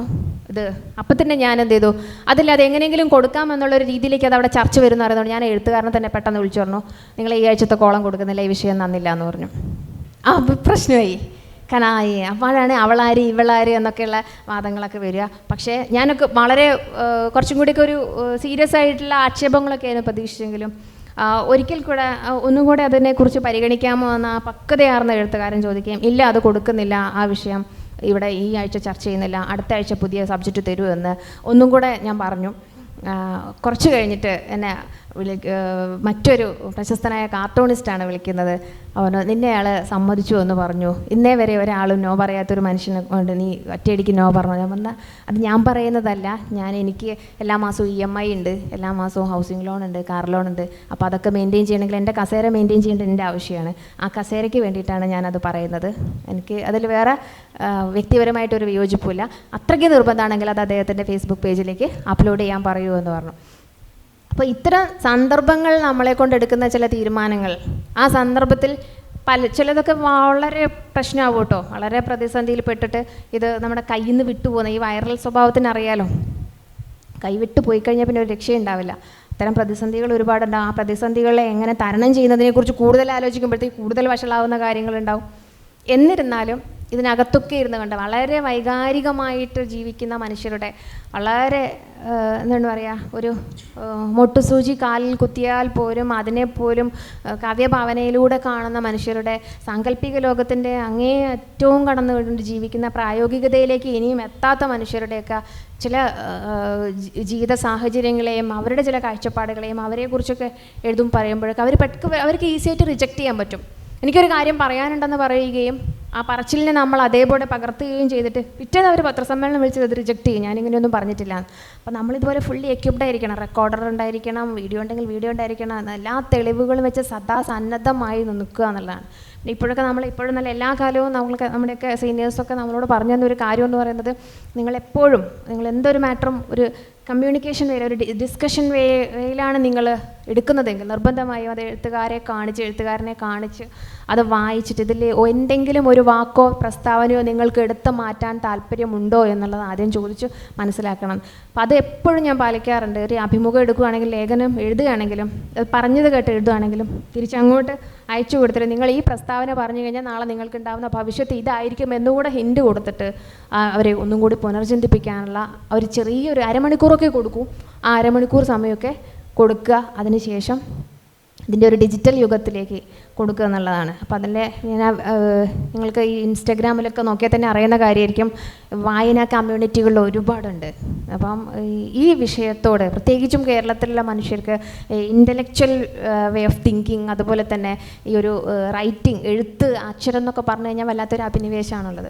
അപ്പോൾ അവനവൻ്റെ ഒരു ആത്മപ്രകാശനത്തിന് വേണ്ടി എല്ലാം എഴുതാം, എന്തും എഴുതാം എന്നൊക്കെയുള്ളൊരു രീതിയിലേക്കൊക്കെ എഴുതും. ചിലതൊക്കെ നമ്മൾക്ക് തോന്നുകയും ചെയ്യും, ഇതൊരു കഷ്ടം പിടിച്ചിട്ട് എഴുതുന്ന എഴുത്തുകളൊക്കെ വരും, എങ്ങനെയെങ്കിലും ഒന്ന് വന്ന് കിട്ടിയാൽ മതി, ഒരു ലിങ്ക് മാത്രം തന്നാൽ മതി എന്നൊക്കെയുള്ള രീതിയിലേക്ക് അവരെയൊക്കെ കൺവിൻസ് ചെയ്ത് എടുക്കുക എന്ന് പറഞ്ഞാൽ തന്നെ ഒരു പകുതി ദിവസം പോകും. നോക്കൂ, നിങ്ങൾ എഴുതിയിരിക്കുന്നത് ഇന്ന രീതിയിലാണ്, അത് ഇന്ന രീതിയിലേക്ക് പോയപ്പോൾ അല്ലെ ഇത് ഇന്ന എഴുത്തുകാരൻ എന്ന പുസ്തകത്തിൽ എഴുതിയ അനുഭവത്തിൻ്റെ ഒരു ദോഷം മറിച്ചിട്ട ഒരു സാധനമാണ്, അതിലേക്ക് മാറ്റാൻ നിങ്ങൾക്ക് പ്രയാസം ഉണ്ടാവും. ഇങ്ങനത്തെ കാര്യങ്ങളൊക്കെ നമ്മൾ അയാളെ പറഞ്ഞ് കൺവിൻസ് ചെയ്യിക്കുക എന്നുള്ളത്. അതേപോലെ ഈഗോ എന്ന് പറയുന്ന, ഞാൻ തുടക്കത്തിൽ തന്നെ പറഞ്ഞു, അപകടം പിടിച്ച ജീവികളോടുള്ള ഒരു കളിയാണിത്. അപ്പോൾ എന്ന് വെച്ചാൽ ഒരു കഥ, നിങ്ങളുടെ ഈ കഥ നമ്മൾ കൊടുക്കുന്നില്ല എന്ന് പറയാൻ എന്തുകൊണ്ട് എന്നുള്ളൊരു ചോദ്യം വരും. എന്തുകൊണ്ട് എന്നുള്ളൊരു ചോദ്യത്തിന് 1-2 കാരണമേ നമുക്ക് പ്രകടമായി പറയാൻ പറ്റൂ. അല്ലാത്ത കാരണങ്ങൾ പറയുന്ന സമയത്ത് അത് ഒരു സ്ഥാപനത്തിൻ്റെ പോളിസി ആയിരിക്കില്ല മറ്റൊരു സ്ഥാപനത്തിന്, അല്ലെങ്കിൽ ഒരു എഡിറ്റോറിയൽ ബോർഡ് കീപ്പ് ചെയ്യുന്ന പോളിസിയിൽ നിന്ന് തികച്ചും വ്യത്യസ്തമായിരിക്കും മറ്റൊരു കമ്പനിയുടെ എഡിറ്റോറിയൽ ബോർഡ് എടുക്കുന്ന തീരുമാനം. അപ്പോൾ അത് പൊതുവായ 1-2 കാരണങ്ങൾ എന്ന് പറഞ്ഞാൽ അതിൽ തൃപ്തിയാവാതിരിക്കുമ്പോൾ പിന്നെയാണ് വ്യക്തിപരമായ ആക്രമണങ്ങൾ വരിക. ഇപ്പോൾ അതൊക്കെ ഒരു രസമാണ്. ആദ്യമൊക്കെ എനിക്ക് ഭയങ്കരമായിട്ടുള്ള ബുദ്ധിമുട്ടുകൾ ഉണ്ടാവുമായിരുന്നു, ഭയങ്കര പ്രശ്നങ്ങളൊക്കെ ഉണ്ടാവുമായിരുന്നു. നമുക്ക് ഈ പറയുന്നത് പോലെ മറ്റൊരു അപകടം പിടിച്ച ജീവി ഞാനും കൂടി ആയതുകൊണ്ട് എനിക്കൊക്കെ ആ പ്രശ്നങ്ങളൊക്കെ വല്ലാതെ തോന്നിയായിരുന്നു. ഇപ്പോൾ ഏതാണ്ട് നിങ്ങൾ തൊലിക്കൊക്കെ നല്ല കട്ടിയൊക്കെ വെച്ചപ്പോൾ നല്ല വെയിലൊക്കെ കൊണ്ട് എന്താ പറയുക, ഇതിൻ്റെയൊക്കെ ഒരു രസം പിടിച്ചു തുടങ്ങി. എന്നിരുന്നാലും കാരണം കാണിക്കൽ നോട്ടീസുകൾക്കൊന്നും ഒരു കുറവില്ല. പലപ്പോഴും പലതും കയ്യിൽ നിന്നൊക്കെ പോകാറുണ്ട്. ഏറെക്കുറെ വളരെയധികം എൻജോയ് ചെയ്യാൻ പറ്റുന്നു എന്നുള്ളതാണ്. ഇത് 8 വർഷം മുമ്പ് ഞാൻ ഈ വീക്കിലിയിൽ നിന്നും ട്രെയിനിങ് കഴിഞ്ഞിട്ട് 8 വർഷം മുമ്പ് ഡിജിറ്റൽ ഫീൽഡിലേക്ക് എത്തുന്ന സമയത്ത് പ്രമുഖനായിട്ടുള്ളൊരു എഴുത്തുകാരനോട് ഒരൊറ്റ കമൻറ്റ് ഞാൻ ചോദിച്ചു. ഞാനിതൊരു സാധനം എടുക്കാനോ ഇതൊന്നും ആരും കാണാൻ പോകുന്നില്ല, എനിക്ക് പത്രത്തിൽ പ്രിൻറ്റിൽ വരുന്നതാണ് താല്പര്യം എന്നാണ് അദ്ദേഹം പറഞ്ഞത്. അദ്ദേഹം ഒരു 3 വർഷം മുമ്പ് മുതൽ അദ്ദേഹത്തിൻ്റെ ഓരോ പ്രസ്താവനകൾ എനിക്ക് അയച്ചു തരികയും ഇതിൻ്റെ ഒരു ലിങ്ക് തരുമോ എന്ന് ചോദിക്കുകയും ചെയ്യുന്നുണ്ട്. അപ്പോൾ അത് നമ്മൾ നിരന്തരം ചെയ്യുന്ന, ഈ മാധ്യമ മേഖലയിൽ തന്നെ നിരന്തരം ചെയ്തുകൊണ്ടിരിക്കുന്ന, ലിറ്റററി ജേർണലിസത്തിൽ നിരന്തരം ചെയ്തുകൊണ്ടിരിക്കുന്ന ഒരു നവീകരണത്തിൻ്റെ കൂടി ഭാഗമാണ്. ഇത് പറയുകയാണെങ്കിൽ ഒരുപാടുണ്ട്. ഇതൊക്കെയാണ് എൻ്റെ പ്രസൻറ്റ് എക്സ്പീരിയൻസ് എന്ന് പറയുന്നത്. മറ്റുള്ളതെല്ലാം ജമാൽ സാറിനെ പോലുള്ള ആളുകളൊക്കെ പറഞ്ഞ, ഷിബു മുഹമ്മദിനെ പോലുള്ള ആൾക്കാരൊക്കെ പറയുന്ന കാര്യങ്ങളിലേക്ക് നമുക്ക് കടക്കുകയാണെങ്കിൽ അതിൻ്റെ ഒരു ആധികാരികതയും കൂടെ അറിയാം. ഞാൻ ലൈവിൽ നിൽക്കുക എന്നുള്ളത് മാത്രമാണ് ഇപ്പോൾ നമ്മുടെയും. ആ ലൈവിൽ നിൽക്കുന്ന സമയത്ത് ഓരോ ദിവസവും, ഓരോ മാസവും, ഓരോ വർഷവും നമ്മുടെ അനലിറ്റിക്സും വായനക്കാരും ഇൻഫർമേഷൻസും കൂട്ടി കൊണ്ടുവരിക, പുതിയ പുതിയ കാര്യങ്ങളിലേക്ക് കൊണ്ടുവരിക, അതിനൊരു മാനസികമായ സദാ മത്സര തയ്യാറെടുപ്പുകൾ നടത്തുക. ഇത്രയൊക്കെയാണ് നമുക്ക് ഈ പറയുന്ന ഡിജിറ്റൽ ലിറ്റററി ജേർണലിസം കൊണ്ട് നമ്മൾ ചെയ്തുകൊണ്ടിരിക്കുന്നത്. ബാക്കി കാര്യങ്ങൾ മുതിർന്നവർ പറയട്ടെ.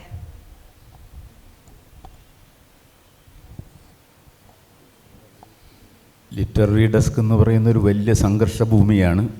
അതിൻ്റെ അനുഭവങ്ങളാണ് ഷബിത ഇവിടെ പങ്കുവെച്ചത്. ഞാൻ ആലോചിക്കുകയായിരുന്നു, ഷബിത ഒരു തലക്കെട്ടിനെ കുറിച്ച് ഇങ്ങനെ സംസാരിച്ചു കൊണ്ടിരുന്നപ്പോൾ ഈ MTയുടെ അടുത്തേക്ക് പുനത്തിൽ കുഞ്ഞ് അബ്ദുള്ള ഒരു നോവലുമായിട്ട് വരുന്നത്, ഒരു വലിയ നോവലാണത്. താരക്കാടൻ കുന്നുകൾ എന്ന പേരിലാണ് ആ നോവൽ വരുന്നത്. MT അധികം സംസാരിച്ചൊന്നുമില്ല, പുനത്തിൽ കുഞ്ഞ് അബ്ദുള്ള തന്നെ പറഞ്ഞിട്ടുണ്ടത്. ഞാൻ പെട്ടെന്ന് ഒരല്പം ഭയത്തോടു കൂടിയിട്ടാണ് MTയെ കണ്ടത്. അവിടെ വെച്ച് പെട്ടെന്ന് പോരാനുണ്ടായിരുന്നു. MT പിന്നീട് അത് വായിച്ചപ്പോഴാണ് അതൊരു വലിയ ഒരു ക്യാൻവാസിൽ എഴുതപ്പെട്ടിട്ടുള്ള ഒരു നോവലാണെന്ന് മനസ്സിലാവുന്നു. ഞാൻ വളരെ വർഷങ്ങൾക്ക് ശേഷം ഞാൻ MTയോട് ചോദിച്ചു, അത് പെട്ടെന്ന് എന്താണ് അത് തിരഞ്ഞെടുക്കാൻ കാരണം? വളരെ പെട്ടെന്ന് തന്നെ അദ്ദേഹം അതിനൊരു കുറിപ്പ് എഴുതുകയും അതിന് ഒക്കെ തിരുത്തുകയും ഒക്കെ ചെയ്യുന്നുണ്ട്. അപ്പോൾ അദ്ദേഹം പറഞ്ഞതെന്ന് വെച്ചാൽ, എനിക്ക് ആ നോവലിൻ്റെ തുടക്കം വായിച്ചു നോക്കിയപ്പോൾ എൻ്റെ ഉള്ളിലേക്കൊരു സ്പാർക്ക് വന്നു എന്നാണ് MT പറഞ്ഞത്. ഒരു സ്പാർക്ക് എൻ്റെ ഉള്ളിൽ വരും. അത് ഏത് കഥയായാലും നോവലായാലും നമ്മൾ വായിച്ചു വരുമ്പോൾ ഒരു സ്പാർക്ക് അതിൻ്റെ ഉള്ളിലുണ്ടെങ്കിൽ നമുക്ക് മുന്നോട്ട് പോകാനുള്ളൊരു വലിയ പ്രചോദനം ആയിത്തീരും. അതുകൊണ്ട് MT തന്നെ അതിൻ്റെ പേര് മാറ്റി. കാരണം MTയോട് ഞാൻ അത് ചോദിച്ചപ്പോൾ MT പറഞ്ഞതെന്ന് വെച്ചാൽ, ഞാൻ ഇതിൻ്റെ ഈ തുടക്കം, ഇതിൻ്റെ ആദ്യ ഭാഗത്തിലൂടെ കടന്നു പോയപ്പോൾ പെട്ടെന്ന് എനിക്കൊരു റംബ്രാൻഡ് പെയിൻറ്റിങ്ങിനെ പോലൊരു വളരെ വിസ്തൃതമായിട്ടുള്ള ഒരു ടെറൈനാണ് എനിക്കതിൽ തോന്നിയെന്നാണ് MT പറഞ്ഞത്. എന്നിട്ടാണ് MT താരക്കാടൻ കുന്നുകൾ എന്നുള്ള പേര് മാറ്റി അതിനെ സ്മാരകശിലകൾ എന്ന പേര് നൽകുന്നത്. ആ പേര് വന്നപ്പോഴേക്കും അത് വന്ന ഉടനെ തന്നെ MT അതിനൊരു കുറിപ്പ് തയ്യാറാക്കി. MT തന്നെ സ്വന്തം കൈകൊണ്ടൊരു കുറിപ്പ് തയ്യാറാക്കി MT തന്നെ അത് വീക്കിലിയിൽ അത് കൊടുക്കുകയാണ്. അടുത്ത ലക്കം മുതൽ പ്രസിദ്ധീകരിച്ചു തുടങ്ങുന്നു, സ്മാരകശിലകൾ എന്ന് പേരായിട്ടുള്ളത്. അപ്പോൾ അത് ഒരു എഡിറ്ററുടെ അഭിരുചികളിലൊന്നാണ്. ഇനി ഈ എഡിറ്ററും അതേപോലെ തന്നെ സഹപ്രവർത്തകരും തമ്മിലുള്ള എത്രയോ സംഘർഷങ്ങൾ ഉണ്ടായിട്ടുണ്ട്. അതിലേറ്റവും പ്രസിദ്ധമായിട്ടുള്ളൊരു സംഘർഷം ഞങ്ങളൊക്കെ പഠിക്കുന്നത് NVG-യുടെ കവിത അത് എടുത്ത് അദ്ദേഹം അത് എഡിറ്റ് ചെയ്തതിന് ശേഷം അതിൻ്റെ പ്രൂഫ് നോക്കാൻ വേണ്ടിയിട്ട് കുട്ടിക്കൃഷ്ണമാരാരെ ഏൽപ്പിക്കുകയാണ്. അപ്പോൾ കുട്ടിക്കൃഷ്ണമാരാർ ഉടനെ ചെയ്യുന്നത് വെച്ചാൽ അത് വായിച്ചു കഴിഞ്ഞ ഉടനെ തന്നെ അതിലെ 2 വരികൾ വെട്ടിക്കളയും. അപ്പോൾ ഉടനെ തന്നെ NV ശോഭിച്ചു. NV പറഞ്ഞു അത് ശരിയല്ല, അത് ആ കവിതയുടെ എഡിറ്റ് ചെയ്ത ആൾക്കാണ് ആ കവിത പ്രസിദ്ധീകരിക്കാനുള്ള അവകാശമുള്ളത്, പ്രൂഫ് റീഡർക്കല്ല എന്നൊക്കെ പറഞ്ഞ് ഒരു ആഴ്ചകളോളം നീണ്ടു നിന്നിട്ടുള്ള ബഹളങ്ങളുണ്ടായിരുന്നു. കവിത NV വിചാരിച്ചതുപോലെ തന്നെ ആ വരികൾ നിലനിർത്തിക്കൊണ്ട് തന്നെ വന്നു. പക്ഷെ പിന്നീട് ആ കവിത പ്രസിദ്ധീകരിച്ചപ്പോൾ കുട്ടിക്കൃഷ്ണമാരാർ നിർദ്ദേശിച്ച പോലെ തന്നെ ആ 2 വരികൾ വെട്ടിക്കളഞ്ഞു. അപ്പം അത് ഒരു പ്രതിഭാശാലിയായിട്ടുള്ള 2 എഴുത്തുകാർ തമ്മിലുള്ളൊരു വലിയ സംഘർഷം അവിടെ രൂപപ്പെടുന്നതോടൊപ്പം തന്നെ ആ ഒരു കൃതി നമുക്ക് നൽകുന്ന ആത്യന്തികമായിട്ടുള്ള ഒരു അനുഭൂതിയുണ്ട്, ഒരു കവിതയുടെ ഒരു ആന്തരികമായിട്ടുള്ളൊരു അനുഭൂതി.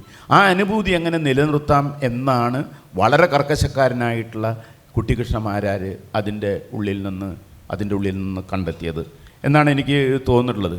വീണ്ടും ഒരു വാചകം കൂടി ഞാൻ MTയിലേക്ക് വരാം. MT ഒരു പത്രാധിപരുടെ ധർമ്മം എന്താണെന്ന് MTയോട് ഇൻ്റർവ്യൂവിൽ ചോദിക്കുമ്പോൾ MT പറയുന്നതെന്ന് വെച്ചാൽ, നാളത്തെ എഴുത്തുകാരനെ ഇന്ന് കണ്ടെത്തുന്നതാണ് ഒരു പത്രാധിപരുടെ ധർമ്മം എന്ന് പറയുന്നത്. നാളത്തെ എഴുത്തുകാരനെ ഇന്ന് കണ്ടെത്തുന്നതാണ് ഒരു പത്രാധിപരുടെ ഒരു ധർമ്മം എന്ന് പറയുന്നത്. ഇന്നിപ്പോൾ ഒരു പത്രാധിപർക്ക് സ്വന്തം ഏരിയയിലേക്ക് ഒരുപാട്, ഇപ്പോൾ ഷവിത പറഞ്ഞ പോലെ പണ്ടത്തെ കാലത്തല്ല. എൻ്റെ അനിയത്തി ജോലി ചെയ്യുന്ന ഒരു പഞ്ചായത്ത് സെക്രട്ടറിയായിട്ട് ജോലി ചെയ്യുന്നൊരു സ്ഥലത്ത് ഒരു പഞ്ചായത്തിൽ കവിതാ മത്സരം നടത്തിയപ്പോൾ 400ഓളം കവിതകളാണ് വന്നത് ഒരു പഞ്ചായത്തിൽ നിന്ന്. അപ്പോൾ അതിൽ ഒരു വാർഡിൽ നിന്ന് 93 കവിതകൾ വന്നു എന്നാണ് പറയുന്നത്, ഒരു വാർഡിൽ നിന്ന്. അപ്പോൾ ഞാൻ ആലോചിച്ച് ഈ 93 കവിതകളിൽ അവരൊരു കവിതകളൊരു സംഘടന രൂപീകരിച്ചാൽ മിക്കവാറും അവിടുത്തെ സ്ഥാനാർത്ഥിയെ അവരൊറ്റക്കെട്ടായി നിന്ന് തോൽപ്പിക്കാൻ കഴിയും. അത്രമാത്രം കവികളും കഥാകൃത്തുക്കളൊക്കെ ഉള്ള ഒരു ലോകമാണ്. അത്രമാത്രം എന്നാണ് പറയുന്നത്, എഴുത്തിൻ്റെ ഒരു വലിയ എക്സ്പ്ലോഷനാണ് ഈ കോവിഡ് കാലത്തിന് ശേഷം ഉണ്ടായിട്ടുള്ളത്.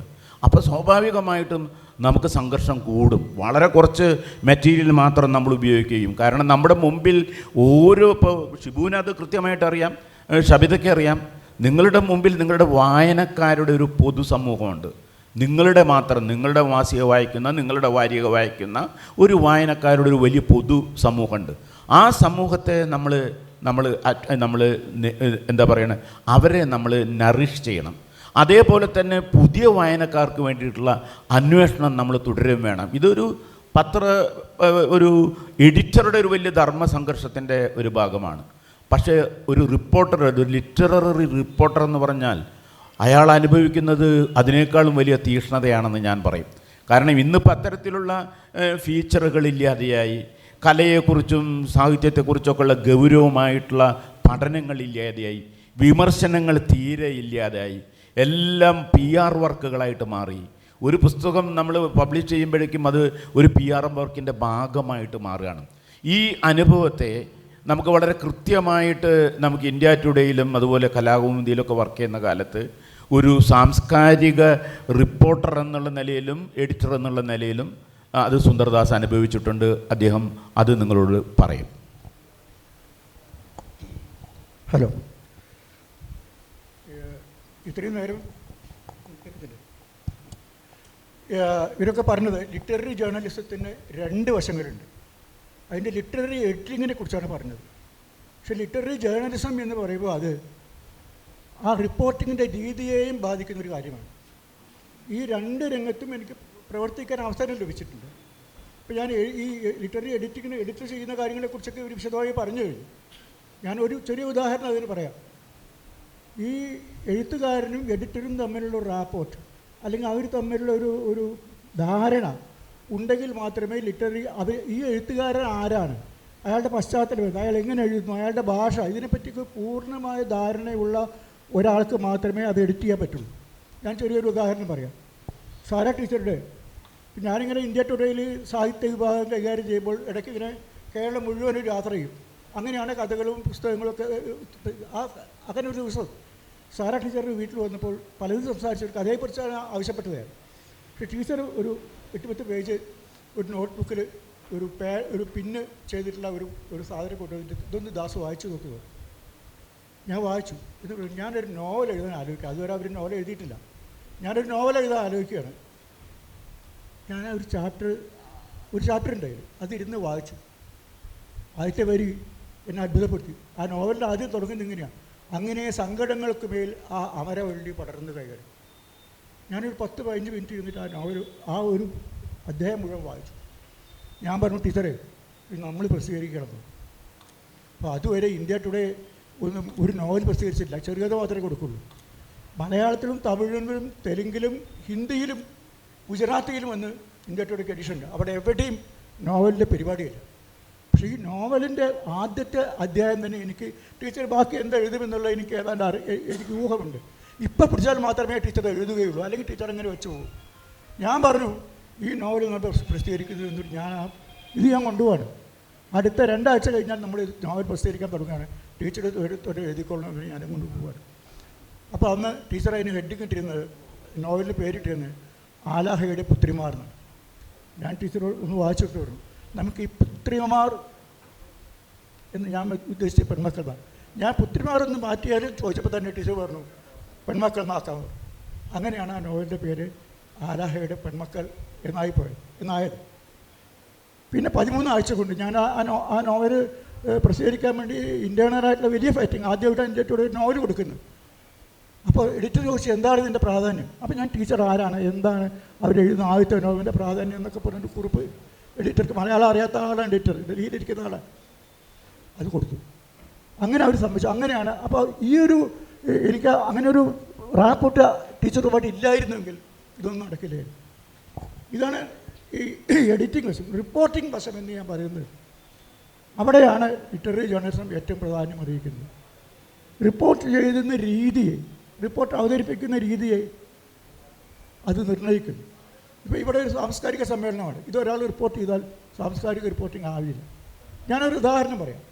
നമുക്കറിയാം, ഈ മാസം 1945 ഈ ഓഗസ്റ്റ് മാസത്തിലാണ് ഹിരോഷിമയിലും നാഗസാക്കിയിലും ബോംബിട്ടത്. അമേരിക്കൻ പത്രങ്ങളിലൊക്കെ മാസികകളിലൊക്കെ അതിനെപ്പറ്റി വലിയ റിപ്പോർട്ടിംഗ് 1 വർഷം മുഴുവൻ വന്നു. 1 വർഷം കഴിഞ്ഞപ്പോൾ അവരതൊക്കെ മറക്കാൻ തുടങ്ങി. അപ്പോഴാണ് ലോകപ്രശസ്തമായ ന്യൂയോർക്കർ വാരിക ജോൺ ഹെർസെ എന്ന് പറയുന്ന വളരെ പ്രസിദ്ധനായ ഒരു എഡിറ്ററെ ജപ്പാനിലേക്ക് പറഞ്ഞേക്കുന്നത്. ഈ 1 കൊല്ലം കഴിഞ്ഞിട്ട് അവിടെ എന്ത് നടക്കുന്നു, ബോംബിട്ട സ്ഥലത്ത് അതിനെപ്പറ്റി ഒരു റിപ്പോർട്ട് തയ്യാറാക്കാൻ പറഞ്ഞു. അദ്ദേഹം അവിടെ പോയി. അദ്ദേഹം പോയിട്ട് യുദ്ധത്തിൻ്റെ പ്രശ്നങ്ങളില്ല, ബോംബിൻ്റെ പ്രശ്നങ്ങളില്ല, ആ ബോംബ് വീണ നിമിഷം എന്താണ് അവിടെ സംഭവിച്ചത്.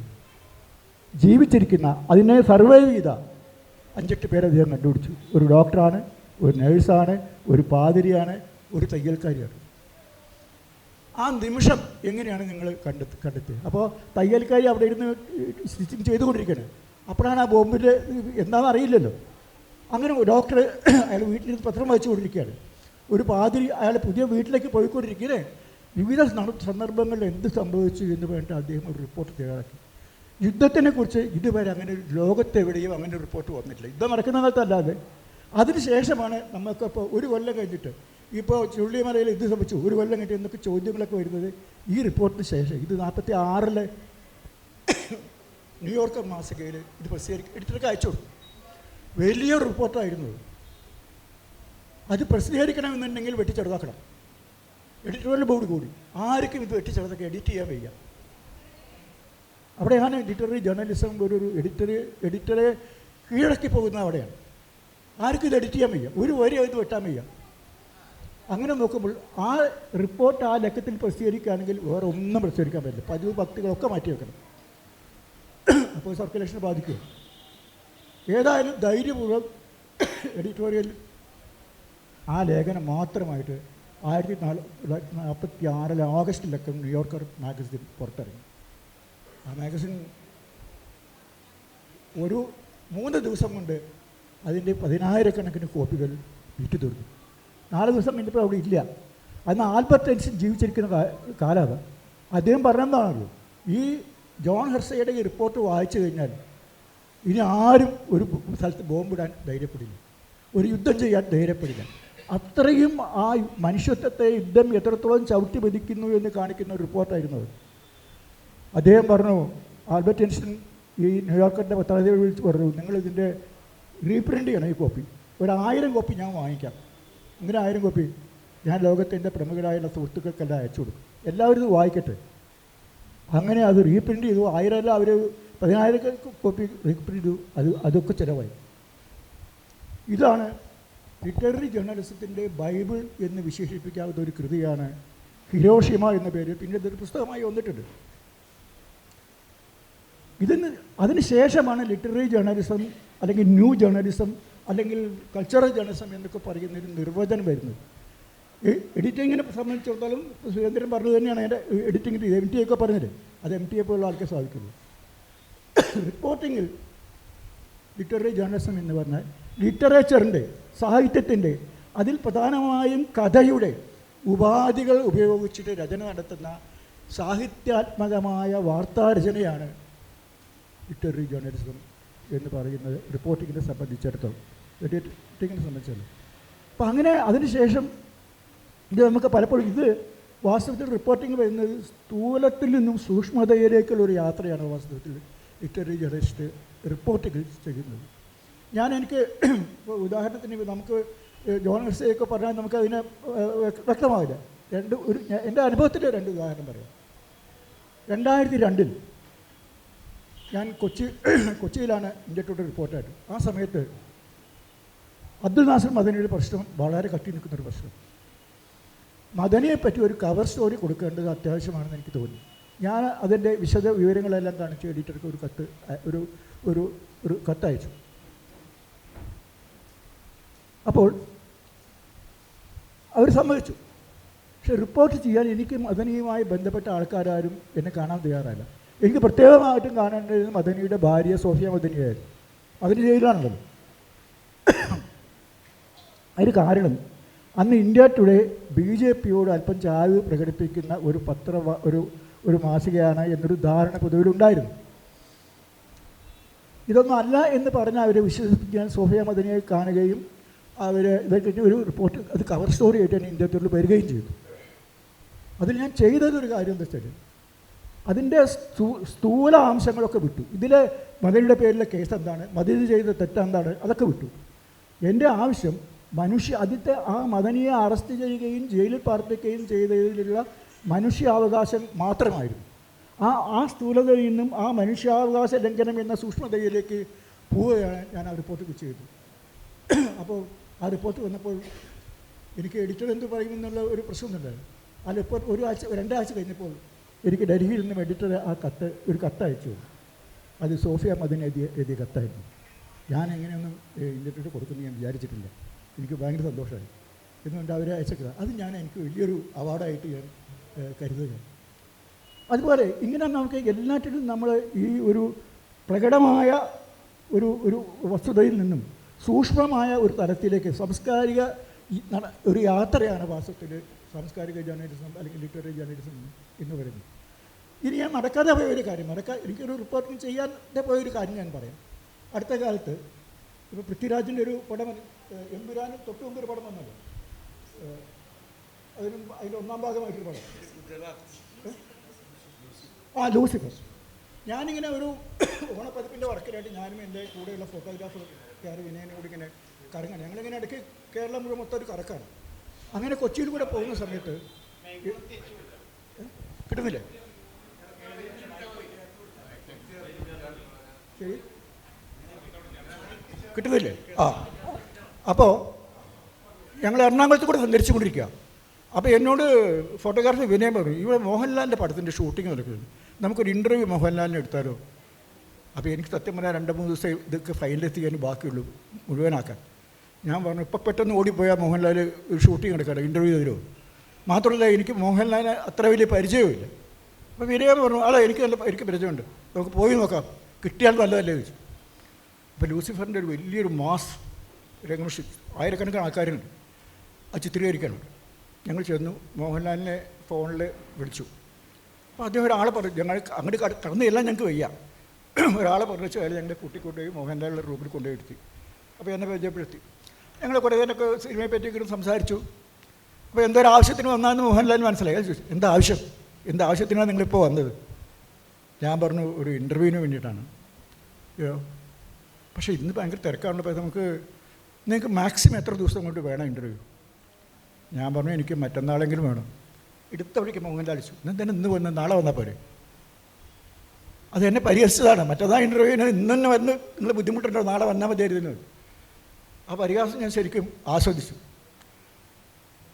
ഞാൻ ആ ഇൻ്റർവ്യൂ നടക്കില്ല. അപ്പോൾ ഇന്ന് എനിക്ക് ബിഗ് ബോസിൻ്റെ ഷൂട്ടിങ്ങിൻ്റെ ബോംബെയിൽ വൈകുന്നേരം അങ്ങോട്ട് പോകണം, പിന്നെ വന്ന് അങ്ങനെ എനിക്ക് നടക്കില്ല, മനസ്സിലായി. എന്നാലും ഞങ്ങൾ സംസാരിച്ചുകൊണ്ടിരിക്കുമ്പോൾ അവിടെ ഒരു നടൻ, ആ സിനിമയിൽ തന്നെ അഭിനയിക്കുന്ന ബൈജു എന്ന് പറഞ്ഞൊരു നടനുണ്ട്, തിരുവനന്തപുരത്തുകാർ. ആ നടനെ വന്നിരിക്കുന്നുണ്ട്. അയാൾ ഒരു ഗാദർ ഷർട്ടും ഗദർ മുണ്ടൊക്കെ എടുത്തിട്ട് ആ സിനിമയിലെ ഒരു റോളാണ്. അങ്ങനെ അവരൊക്കെ ആയിട്ട് സംസാരിച്ചു കൊണ്ടിരിക്കുമ്പോൾ ഷോട്ട് എടുക്കുന്ന സമയമായി. എടുത്തിട്ട് സംവിധായകൻ വന്ന് വിളിച്ചു. മോഹൻലാലും ഈ ബൈജുവും കൂടി ഒക്കെ പോയി. ഒരു 4 മിനിറ്റ് കഴിഞ്ഞപ്പോൾ അവർ തിരിച്ചു വന്നു. വീണ്ടും ഞങ്ങൾ സംസാരിച്ചു കൊണ്ടിരിക്കുക. അപ്പോൾ ഒരു അസിസ്റ്റൻറ്റ് ഡയറക്ടർ വന്നു പറഞ്ഞു, ഇന്നത്തെ ബൈജുവിൻ്റെ ഷൂട്ട് കഴിഞ്ഞു, ബൈജുവിന് പോകാൻ തിരുവനന്തപുരത്തേക്ക് പോവാം, വണ്ടി അറേഞ്ച് ചെയ്തിട്ടുണ്ടെന്ന്. ബൈജുവിൻ്റെ മുഖം ആകെ ചുവന്നു. ആകെ ഇങ്ങനെ ഒരു. അപ്പോൾ അയാൾ ലാലേട്ടാ, ഞാൻ ഇത്രയും തിരുവനന്തപുരത്ത് ബുദ്ധിമുട്ട്, എനിക്ക് ഒരു ഡയലോഗ് പോലും കിട്ടിയിട്ടില്ല, കഴിഞ്ഞു എന്ന് പറയുന്നു വരുന്നു. അപ്പോൾ മോഹൻലാൽ പറഞ്ഞു, ബൈജു, ഈ സിനിമയുടെ അവസാന ഭാഗത്തൊരു രംഗമുണ്ട്, ആ രംഗത്തോടു കൂടി നീ ആ സിനിമയിൽ ഏറ്റവും ശ്രദ്ധിക്കപ്പെടുന്ന അഭിനേതാക്കളുടെ ഒരാളായിട്ട് മാറും, അതുകൊണ്ട് ഇന്ന് ധൈര്യമായിട്ട് പോയിക്കൊള്ളുന്നു. ഞാൻ വിചാരിച്ചത് എന്നെ കളിയാക്കിയ പോലെ ബൈജുവിനെയും കളിയാക്കുകയാണെന്ന് ഞാൻ വിചാരിച്ചു, അല്ലെങ്കിൽ വെറുതെ ആശ്വസിപ്പിക്കാൻ പറഞ്ഞാണെന്ന് വിചാരിച്ചു. സിനിമ ഇറങ്ങിയ ദിവസം തന്നെ ഇതറിയാൻ വേണ്ടി ഞാൻ പോയി. മോഹൻലാൽ പറഞ്ഞത് സത്യമായിരുന്നു.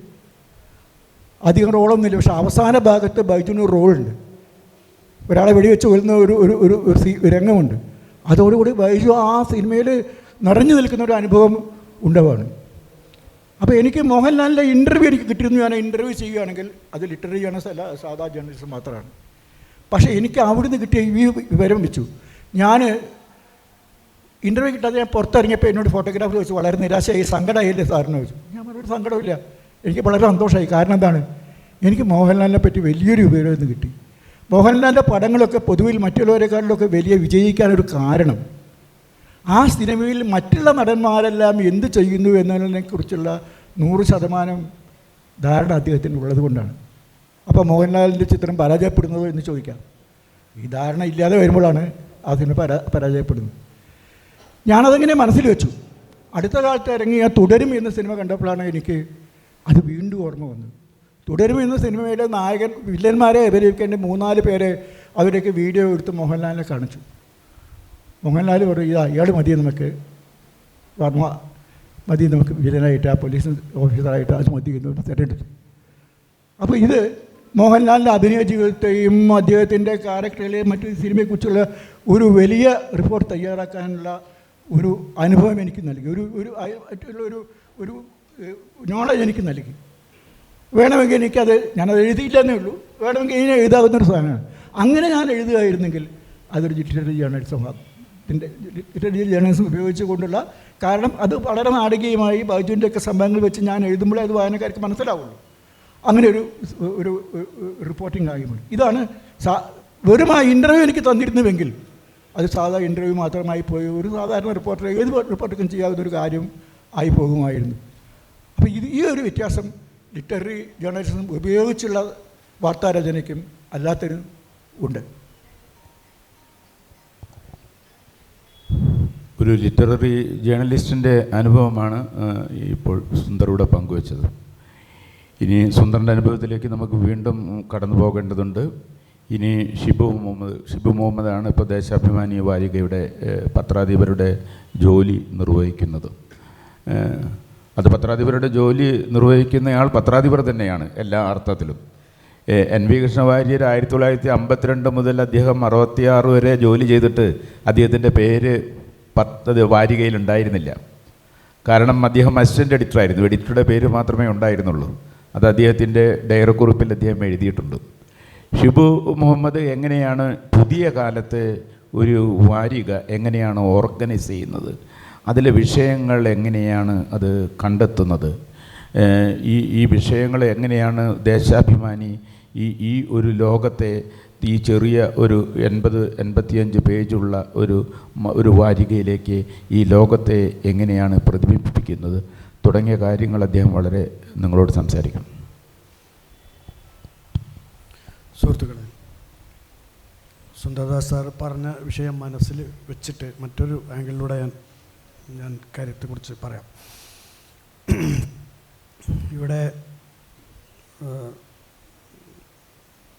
സുരേന്ദ്രൻ സാറ്, ജമാൽക്ക, സുന്ദർദാസ് സാറ്, ഷബിത, ഇവരെല്ലാവരും ലിറ്റററി ജേർണലിസത്തിൻ്റെ ഒരു പ്രോസസ്സ് എന്നുള്ള നിലയ്ക്കാണ് പറയാൻ ശ്രമിച്ചത്. അതൊക്കെ വളരെ ഇൻഫർമേറ്റീവാണ്, ഉൾക്കാഴ്ച തരുന്നതുമാണ്. ഞാനിൻ്റെ ഈ പ്രോസസ്സ് എന്നതിനപ്പുറം ഇതിൻ്റെ ലിറ്റററി ജേർണലിസത്തിൻ്റെ പ്രോഡക്റ്റിനെ പറ്റിയിട്ട് ഉള്ള എൻ്റെ ചില ഉത്കണ്ഠകൾ, അത് നേരിടുന്ന പ്രതിസന്ധികളൊക്കെ പറയാമെന്ന് വിചാരിക്കുന്നു. കുറേ കാലങ്ങൾക്ക് മുമ്പൊക്കെ ഒരു ആഴ്ചപ്പതിപ്പ് അതിൻ്റെ പ്രോസസ്സിനൊരു നാടകീയത ഉണ്ടായിരുന്നു. ഇപ്പം ഒരു എഴുത്തുകാരൻ അവരുടെ സൃഷ്ടി അയക്കുന്നു, അത് എഡിറ്റോറിയൽ തപാൽ വഴി എത്തുന്നു, എഡിറ്റർ അത് കാണുന്നു, എഡിറ്റ് ചെയ്യുന്നു, അത് സെലക്ട് ചെയ്യുന്നു അല്ലെങ്കിൽ റിജക്റ്റ് ചെയ്യുന്നു. സെലക്ട് ചെയ്ത ആർട്ടിക്കിളൊക്കെ കൂടി ലേഔട്ട് ചെയ്തിട്ട് പ്രസ്സിലേക്ക് വിടുന്നു. അത് വാരിക രൂപത്തിൽ അല്ലെങ്കിൽ മാഗസിൻ രൂപത്തിലാവുന്നു. പിന്നെ അത് തപാൽ വഴി, മിക്കവാറും തപാൽ വഴി അത് വായനക്കാരിലേക്ക് എത്തുന്നു. ഇതൊരു നാടകീയമായ ഒരു പ്രോസസ്സാണ്. ഒരു വാരിക വീട്ടിൽ അല്ലെങ്കിൽ വായനക്കാരെ സമീപിക്കുമ്പോൾ അത് ടേബിളിൽ ഇങ്ങനെ കിടക്കുമ്പോൾ അതിനൊരു പരിവേഷം ഉണ്ടാവും. അത് തുറന്ന് നോക്കുമ്പോഴുള്ള അതിൻ്റെ റാപ്പർ പൊട്ടിക്കുമ്പോഴുള്ള ഒരു പ്രത്യേക കൗതുകം, ഉദ്വേഗം, ഒരു പ്ലഷർ ഒക്കെ ഉണ്ടായിരുന്നു. ഇതൊരു പ്രോഡക്റ്റ്. എല്ലാ പ്രോഡക്റ്റുകളും ഇങ്ങനെ തന്നെയാണ് ഉപഭോക്താക്കളെ അല്ലെങ്കിൽ വായനക്കാരെ സമീപിക്കുന്നത്. ഒരു നാടകീയത നിലനിർത്തും. ഈ റാപ്പർ പൊട്ടിക്കുമ്പോൾ അതിനകത്ത് എന്താണ് ഉണ്ടാവുക എന്നുള്ള ഒരു കൗതുകം, അതനുഭവിക്കാനുള്ള ഒരു ആകാംക്ഷ, ആസക്തി ഒക്കെ ഉണ്ടാവും. അപ്പം അങ്ങനെയുള്ളൊരു കാലത്ത് പിന്നെ ഒരു വാരികയിൽ പ്രവർത്തിക്കാൻ അല്ലെങ്കിൽ ഒരു ലിറ്റററി ജേർണലിസ്റ്റായി പ്രവർത്തിക്കാൻ താരതമ്യം എളുപ്പമായിരിക്കുമെന്ന് എനിക്ക് തോന്നുന്നു. പക്ഷേ ഇന്ന് ആ നാടകീയത പോയി കഴിഞ്ഞിട്ടുണ്ട്. ഒരു വായനക്കാരനും വാരിക കാത്തിരിക്കുന്നില്ല, അല്ലെങ്കിൽ വാരിക അടുത്ത ആഴ്ച വരുന്നത് കാത്തിരിക്കുന്ന വായനക്കാരുടെ എണ്ണം കുറഞ്ഞു വരുന്നു എന്ന് തിരിച്ചറിയേണ്ടി വന്ന് മാഗസിൻ ജേർണലിസം നടത്തേണ്ട ഒരാളാണ്. അതായത് രോഗി എന്തായാലും മരിച്ചുകൊണ്ടിരിക്കുകയാണ് എന്ന് തിരിച്ചറിഞ്ഞുകൊണ്ട് ചികിത്സിക്കുന്ന ഒരു ഡോക്ടറുടെ മാനസികാവസ്ഥ തീർച്ചയായിട്ടും നിങ്ങൾക്കറിയാവുന്ന അതേ അവസ്ഥയാണ്. തീർച്ചയായിട്ടും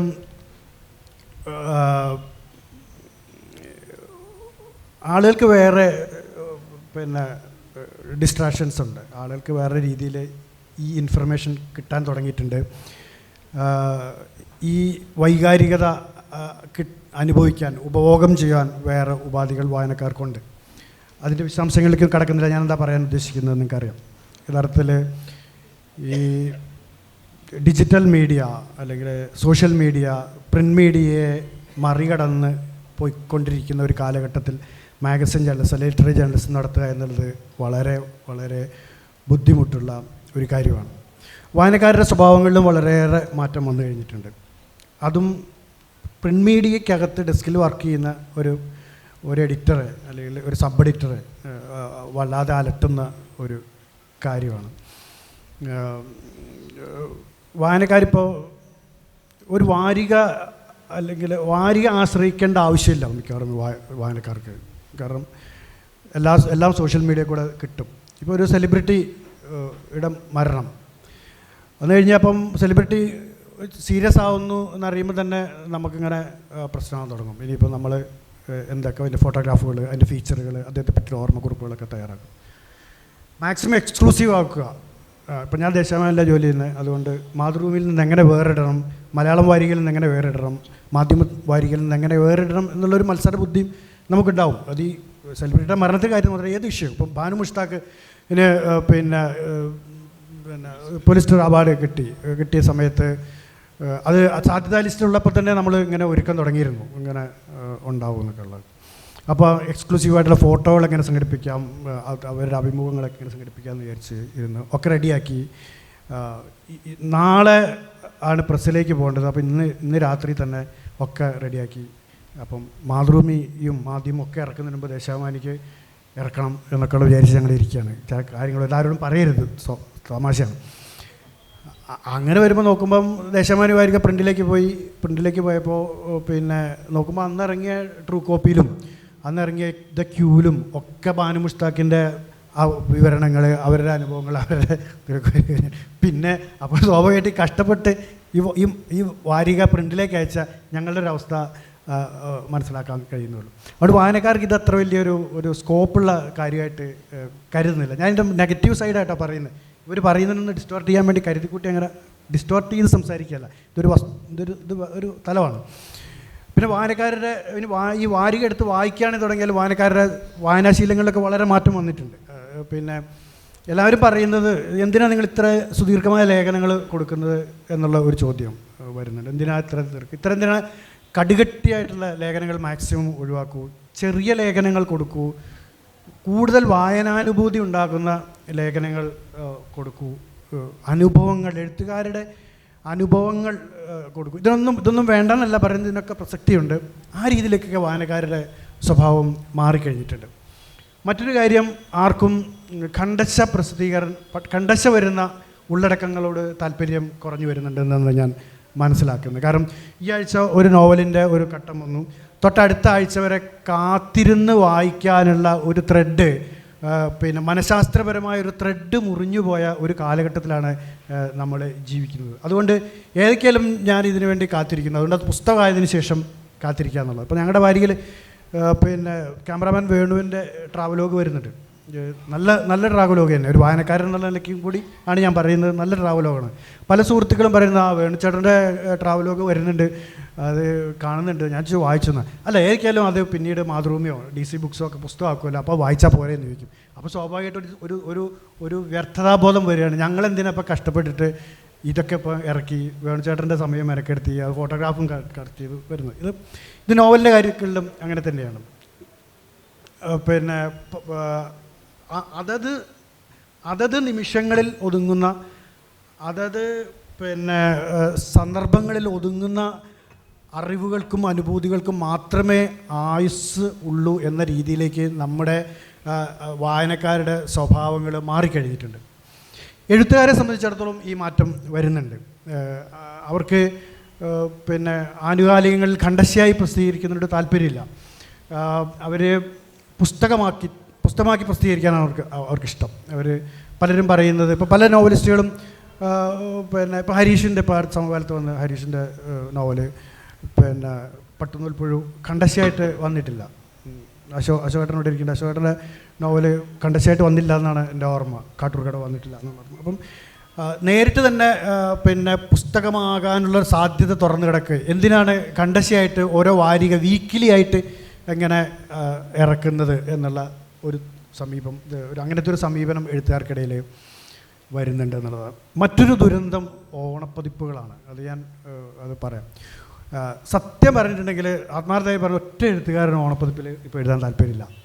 കാരണം അത് പല സുഹൃത്തുക്കളും എന്നോട് പറഞ്ഞിട്ടുണ്ട്, ഷിബു, ഞാൻ നല്ല കഥകളൊന്നും പിന്നെ എൻ്റെ കഥകളൊന്നും ഞാൻ ഓണപ്പതിപ്പിൽ കൊടുക്കില്ല.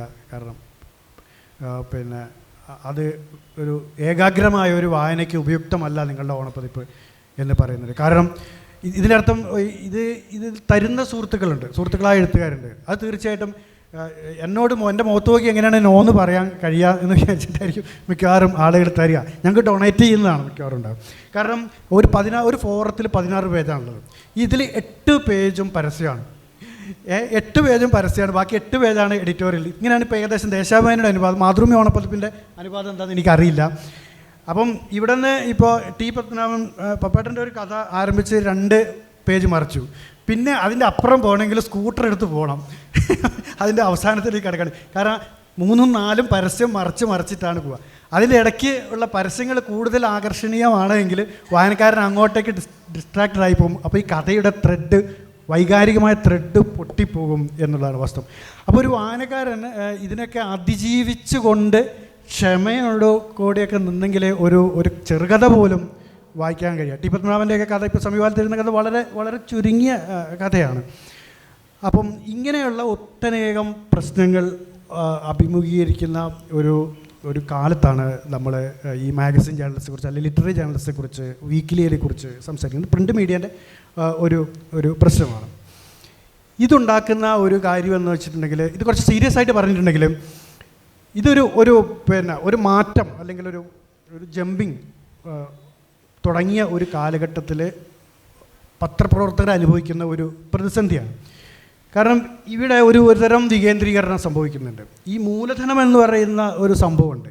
നമ്മളിപ്പോൾ ഇവിടെ എല്ലാവരും പറയണ്ടായി ഈ സാഹിത്യം ഗംഭീരമാണ്, MD NV ഒക്കെ പറയണ്ടായി, ഓക്കെ ഉണ്ട്. പക്ഷേ ഇവരാക്കി തീർക്കുന്നതിൻ്റെ പേരിൽ മൂലധനത്തിന് വലിയൊരു പങ്കുണ്ടെന്നാണ് ഞാൻ വിചാരിക്കുന്നത്. ഇതിന് മറ്റൊരു വശം പറയട്ടെ, ഇവരുടെ ഒന്നും പരിവേഷത്തെ ഞാൻ തകർക്കല്ല. ഇപ്പോൾ കേസരിയാണ് നമ്മുടെ ഒരു സാഹിത്യ പത്രപ്രവർത്തനത്തിലെ ഒരു അധികാരം എന്ന് പറഞ്ഞാൽ നമ്മൾ കേസരിയാണ് ശാരദാ പ്രസ് സ്ഥാപിച്ചതെന്ന് പറയും. പക്ഷെ നമുക്ക് തിരിച്ചിട്ട് പറഞ്ഞിട്ടുണ്ടെങ്കിൽ ശാരദാ പ്രസ്സാണ് കേസരിയെ നിർമ്മിച്ചത് എന്ന് നമ്മൾ പറയേണ്ടി വരും. കാരണം ഈ പ്രിൻറ്റിംഗ് പ്രസ് ഇല്ലെങ്കിൽ ഒരു പത്രാധിപരും ഉണ്ടാവില്ല, പത്രപ്രവർത്തനവും കേരളത്തിൽ ഉണ്ടാവില്ല, ഇന്ന് കാണുന്ന രീതിയിലുള്ള സാഹിത്യ ജേർണലിസവും ഉയർന്ന് വരില്ല. അപ്പോൾ തീർച്ചയായിട്ടും കേസരിക്ക് ഈ ശാരദാ പ്രസ്സിൻ്റെ വാങ്ങാനുള്ള മൂലധനം അക്യൂമുലേറ്റ് ചെയ്യാൻ കഴിയാനുള്ള കപ്പാസിറ്റി അദ്ദേഹത്തിനുള്ളത് കൊണ്ടാണ് അത്രയെങ്കിലും പ്രവർത്തനം നടത്താൻ കഴിഞ്ഞത്. അതിനേക്കാൾ വലിയ മുതൽ മുടക്കുകൾ വന്നപ്പോഴത്തേക്കും മാതൃഭൂമി മലയാള സാഹിത്യത്തിൽ ഒട്ടേറെ സംഭാവനകൾ നൽകിയിട്ടുണ്ട്. MD പോലുള്ള വലിയ മഹാരഥന്മാരെ, NV പോലെ വലിയ മഹാരഥന്മാരെ, വലിയ പാഠപുസ്തകങ്ങളെ, ഞങ്ങളെപ്പോലുള്ളവർക്ക് വലിയ പാഠപുസ്തകങ്ങൾ ഇതാണ്. ഇത് സാധ്യമാകുന്നത് തീർച്ചയായിട്ടും മാതൃഭൂമിയുടെ മാനേജ്മെൻറ്റിന് അല്ലെങ്കിൽ അതിന് മുതലാളിമാർക്ക് അതിലേക്ക് കേരളത്തിൻ്റെ വായനാ സമൂഹത്തിലേക്ക് വായനാ അഭിരുചിയെ മുന്നിൽ കണ്ടുകൊണ്ടുള്ള മൂലധന നിക്ഷേപം നടത്തിയത് കൊണ്ടാണ് മാതൃഭൂമി കേരളത്തിലെ എഴുത്തുകാരുടെ ഒരു ബ്രാൻഡ് പ്രോഡക്റ്റായിട്ട് മാറുന്നത് എന്നുള്ളതാണ്. തീർച്ചയായിട്ടും മറ്റുള്ള അധികാരികൾ അല്ലെങ്കിൽ മറ്റ് ധനികർ അവിടെയല്ല അവരുടെ മൂലധനം നിക്ഷേപിച്ചത്, മറ്റു ചില കാര്യങ്ങൾ. ചിലർ സ്വർണ്ണ ബിസിനസ്സിലേക്ക് ഉണ്ടാവും, ചിലർ മദ്യ ബിസിനസ്സിലേക്ക് നിർമ്മിച്ചിട്ടുണ്ടാവും. അങ്ങനെയാവും മാതൃഭൂമിയുടെ മാനേജ്മെൻറ്റ് മാതൃഭൂമിയിൽ നിക്ഷേപിച്ചതുകൊണ്ടാണ്. അത് ഈ മാതൃഭൂമിക്ക് മാത്രമല്ല ബാധകം, എല്ലാ മാധ്യമ പ്രസിദ്ധത്തിലുള്ളത് ഈ മൂലധന നിക്ഷേപത്തിൻ്റെ മൂലധന താല്പര്യം കൊണ്ടുള്ള എല്ലാം നിൽക്കുന്നത്. അപ്പോൾ MD നിർമ്മിച്ചത് മാതൃഭൂമിയുടെ ഒരു മൂലധനമാണ്, മൂലധന കേന്ദ്രീകരണമാണ്. അതിൻ്റെ സാധ്യതകളുണ്ട്. മലയാള സാഹിത്യത്തിൽ ഒട്ടനേകം ഗുണങ്ങൾ അതിൻ്റെ പേരിൽ നമുക്കുണ്ടായിട്ട് ഒട്ടനേകം സാധ്യതകൾ നമുക്കുണ്ടായിട്ടുണ്ട്. പക്ഷേ ഇതിനൊരു പരിമിതിയുണ്ട്, അതും കൂടെ മനസ്സിലാക്കണം. അപ്പോഴാണ് ഈ പരിവേഷങ്ങൾ പറഞ്ഞു. കാരണം മൂലധനത്തിന് എല്ലാ കാലത്തും പോസിറ്റീവായി പ്രവർത്തിക്കാൻ കഴിയും, ഇടയ്ക്ക് നെഗറ്റീവായിട്ടും പ്രവർത്തിക്കാൻ കഴിയും. ഇപ്പോൾ ഒട്ടനേകം സാഹിത്യകാരന്മാരെ പ്രോത്സാഹിപ്പിക്കും കൊണ്ടുവന്ന ഒരു വാരികയ്ക്ക് എന്തുകൊണ്ടാണ് പ്രത്യേക ഒരു സാഹചര്യത്തിൽ ഒരു നോവൽ നിരോധിക്കേണ്ടി വന്നത്, അല്ലെങ്കിൽ ഒരു നോവലിൻ്റെ പ്രസിദ്ധീകരണം നിർത്തേണ്ടി വന്നത് എന്നുള്ള വലിയൊരു ചോദ്യമാണ്. എസ് ഹരീഷിൻ്റെ മീശ എന്തുകൊണ്ട് പ്രസിദ്ധീകരണം അലങ്കോലമായി തീർന്നു എന്നുള്ളതാണ് പ്രശ്നം. കാരണം ഈ മൂലധനം എപ്പോഴും അടിമുടി ചോരയിൽ കുടിച്ചിട്ടാണ് പറന്നു വീഴുക എന്നുള്ള ഒരു അതുണ്ട്. അതിൻ്റെ താല്പര്യമുള്ള ആ താല്പര്യത്തിനപ്പുറം ഒരു പത്രാധിപർക്കും പറക്കാൻ കഴിയില്ല എന്നുള്ളത് പ്രധാനപ്പെട്ട ഒരു കാര്യമാണ്. അപ്പം മൂലധനം എന്നുള്ളത്, അധികാരം എന്നുള്ളത് പ്രധാനപ്പെട്ട ഒരു പ്രശ്നമാണ്. അതിനപ്പുറത്തേക്ക് നമുക്ക് ആലോചിക്കാനേ കഴിയില്ല, പ്രത്യേകിച്ച് ഒരു ഡെസ്കിലിരുന്നു കൊണ്ട് എന്നുള്ളതാണ്. അത് സുരേന്ദ്രൻ സാറിനും ജമാലിക്കയ്ക്കും ഷബിതയ്ക്കും മാത്രമല്ല ബാധകം, എനിക്കും ബാധകമാണ്. അങ്ങനെ പറയണം, അങ്ങനെ പറയേണ്ടതുണ്ട്. ഇതേപോലെ തന്നെ ഒരു പ്രശ്നമാണ്, ഞാൻ നിർത്തുന്നു, ഇതേപോലെ ഒരു പ്രശ്നമാണ് വിപണിയുടെ ഒരു പ്രശ്നം എന്ന് പറയുന്നത്. വിപണി ഒരു വശത്ത് ഫാസിസമാണ് ഇന്ന് എഴുത്തുകാരെ ഭയപ്പെടുത്തുന്നതെങ്കിൽ, എഴുത്തുകാരെ അടിച്ചമർത്തുന്നതെങ്കിൽ, കൃത്യമായി പറഞ്ഞാൽ ഹിന്ദുത്വ ഫാസിസമാണ് ഇന്ന് എഴുത്തുകാരെ ഭീഷണിപ്പെടുത്തുന്നതെങ്കിൽ ഇന്ത്യയിൽ മറ്റൊരിടത്തിൽ എഴുത്തുകാരെ മെരുക്കിയെടുക്കുന്നത് വിപണിയാണ് എന്നുള്ളത്. വിപണി എല്ലാവിധത്തിലുള്ള സൗകര്യങ്ങളും തുറന്നിട്ടുണ്ട്, എല്ലാവിധത്തിലുള്ള പ്രലോഭനങ്ങളും തുറന്നിട്ടുണ്ട് എഴുത്തുകാരെ വിളിക്കുകയാണ്. ഇതുകൊണ്ട് ഒട്ടനേകം സാധ്യതകളുണ്ട്. എഴുത്തുകാർക്ക് എല്ലായിടത്തും വ്യാപരിക്കാൻ കഴിയുന്നുണ്ട്. ലിറ്ററേച്ചർ ഫെസ്റ്റിവൽ വ്യാപകമാകുന്നുണ്ട്. എല്ലാ പ്രസാധകരും സാഹിത്യ ഉത്സവങ്ങൾ സംഘടിപ്പിക്കുന്നുണ്ട്. എഴുത്തുകാരുമായിട്ട് നേരിട്ട് ഒക്കെ സംവദിക്കാനുള്ള അവസരങ്ങൾക്ക് ഉണ്ടാകുന്നുണ്ടെങ്കിൽ പോലും അത് വേറെ രീതിയിൽ എഴുത്തുകാരെ മയക്കുന്നുണ്ട് എന്നുള്ളത് ഒറ്റ അനുഭവം ഞാൻ പറയാം. ഞാനൊരു പണ്ടത്തേതുപോലെ ഗാഠമായ ചർച്ചകളോ സംവാദങ്ങളോ ഒക്കെ മരിച്ച് മണ്ണടിഞ്ഞു കൊണ്ടിരിക്കുന്ന ഒരു കാലത്താണ് ഇന്ന് ജീവിക്കുന്നത്. അപ്പോൾ ഇതിനൊരു മാറ്റം വരണമല്ലോ എന്ന് വിചാരിച്ചിട്ട് ഒരിക്കൽ NE സുധീർ ഇങ്ങനെ സംസാരിക്കുമ്പോഴത്തേക്ക് ഇങ്ങനെ ഒരു അഭിപ്രായം അദ്ദേഹം പറഞ്ഞു. ഞാൻ പറഞ്ഞു നിങ്ങളത് എഴുതാൻ പറഞ്ഞു. ഞാൻ അദ്ദേഹം ഇത് എഴുതി തന്നു, ഞാൻ വാരികയിൽ പ്രസിദ്ധീകരിച്ചു. അശോകൻ ചെരുവൽ എന്ന് പറഞ്ഞ ഒരു എഴുത്തുകാരനല്ലാതെ വേറെ ഒരാരും, രണ്ടുപേരും ഇവിടെ ഇരിക്കുന്നുണ്ട്, അതുകൊണ്ട് കൂടെയാണ് പേര് പറയുന്നത്. ഇതിനെ കൗണ്ടർ ചെയ്തിട്ട് ഒരു സംവാദത്തിൻ്റെ ഒരു തലത്തിലേക്ക് വന്നത്. മറ്റു പലരും ചോദിക്കുമ്പോൾ അല്ലെ നേരിട്ട് കാണും പറയും സുധീർ പറഞ്ഞതിനോട് എനിക്ക് പൂർണ്ണമായിട്ടും യോജിപ്പൊന്നുമില്ല. ഞാൻ പറയും മാഷ എന്നാൽ നിങ്ങൾ എഴുതുന്നവർ അത് നിൽക്കില്ല. കാരണം എനിക്ക് അത് അയാളുടെ ഒരു കുറ്റമായിട്ടല്ല കേട്ടോ ഞാൻ പറയുന്നത്. കാരണം അത്രമാത്രം നമ്മൾ മെരുങ്ങി കഴിഞ്ഞിട്ടുണ്ടെന്ന് വെച്ചാൽ. കാരണം സുധീറിനെ കൗണ്ടർ ചെയ്യുകയാണെങ്കിൽ സുധീറിന് എന്നോട് പിണങ്ങുമല്ലോ എന്നാണ് എല്ലാവരും വിചാരിക്കുന്നത്. ഇപ്പോൾ സുധീർ പിണങ്ങിയപ്പം എന്താ ലോകം ഇടിഞ്ഞു വീഴുമോ? അത്തരത്തിലുള്ള ഒരു അന്തരീക്ഷം കംപ്ലീറ്റ് മാറിയിട്ടുണ്ട്. അപ്പം തീർച്ചയായിട്ടും ഞാൻ ചുരുക്കുന്നു. ഒരു വശത്ത് ഫാസിസവും മറുവശത്ത് വിപണിയും നിയന്ത്രിക്കുന്ന ഒരു സാമൂഹ്യ സാഹചര്യത്തിൽ നിന്നുകൊണ്ടാണ് മാഗസിൻ ജേർണലിസത്തെ പറ്റി അല്ലെങ്കിൽ ലിറ്റററി ജേർണലിസത്തെ പറ്റി നമ്മൾ ചർച്ച ചെയ്യുന്നത് എന്ന് മാത്രം പറഞ്ഞുകൊണ്ട് അവസാനിപ്പിക്കുന്നു അഭിപ്രായത്തെ. നമ്മുടെ വായനക്കാർ പൂർണ്ണമായിട്ടും മാറിയിരിക്കുന്നു എന്നുള്ള യാഥാർത്ഥ്യത്തിലേക്കാണ് ഷിബു നമ്മുടെ ശ്രദ്ധ ക്ഷണിക്കുന്നത്. ഈ അടുത്ത കാലത്ത് USA ടുഡേ എന്നുള്ളൊരു പത്രം, അമേരിക്കൻ പത്രമാണ്, അത് ഗാർനെറ്റ് ന്യൂസ് പേപ്പേഴ്സിൻ്റെ 93 പത്രങ്ങളിലൊന്നാണ്. അതിലവർ 64 പത്രങ്ങൾ അവർ ഇപ്പോൾ ഷട്ട് ഡൗൺ ചെയ്ത് കഴിഞ്ഞു, പൂട്ടിക്കഴിഞ്ഞു. അപ്പോൾ ഈ USA ടുഡേ ഒരു സർവേ നടത്തിയപ്പോൾ അവരുടെ റിപ്പോർട്ടുകൾ വായിക്കുന്നതിനെക്കുറിച്ചിട്ട് ഉള്ളൊരു വലിയ സർവേ നടത്തിയപ്പോൾ അതിൻ്റെ എഡിറ്റോറിയൽ മാത്രം വായിക്കുന്നത് 0.01% അവർ കണ്ടെത്തുകയാണ്. അവർ എഡിറ്റോറിയൽ വായിക്കുന്നു 0.01%.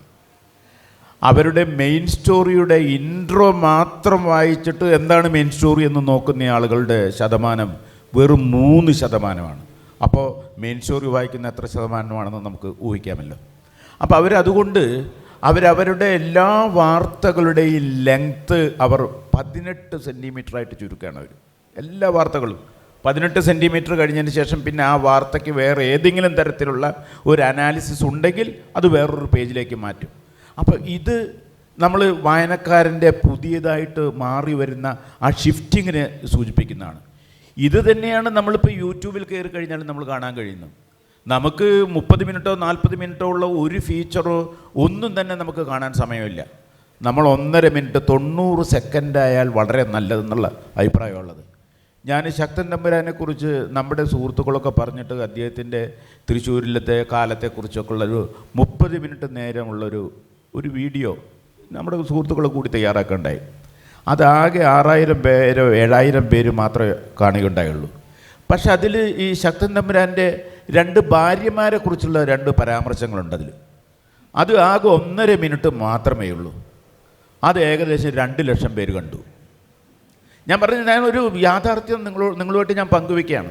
അപ്പോൾ അതാണ് അത് ഈ പ്രിൻ്റ് മീഡിയ ഇന്ന് അനുഭവിച്ചു കൊണ്ടിരിക്കുന്ന വലിയ പ്രതിസന്ധിയുടെ ഒരു ആഴം നമുക്കിതിൽ നിന്ന് നമുക്ക് മനസ്സിലാക്കാൻ പറ്റും. ഇത് പണ്ട് VKN നേരത്തെ പ്രഖ്യാപിച്ചിട്ടുള്ളതാണ്.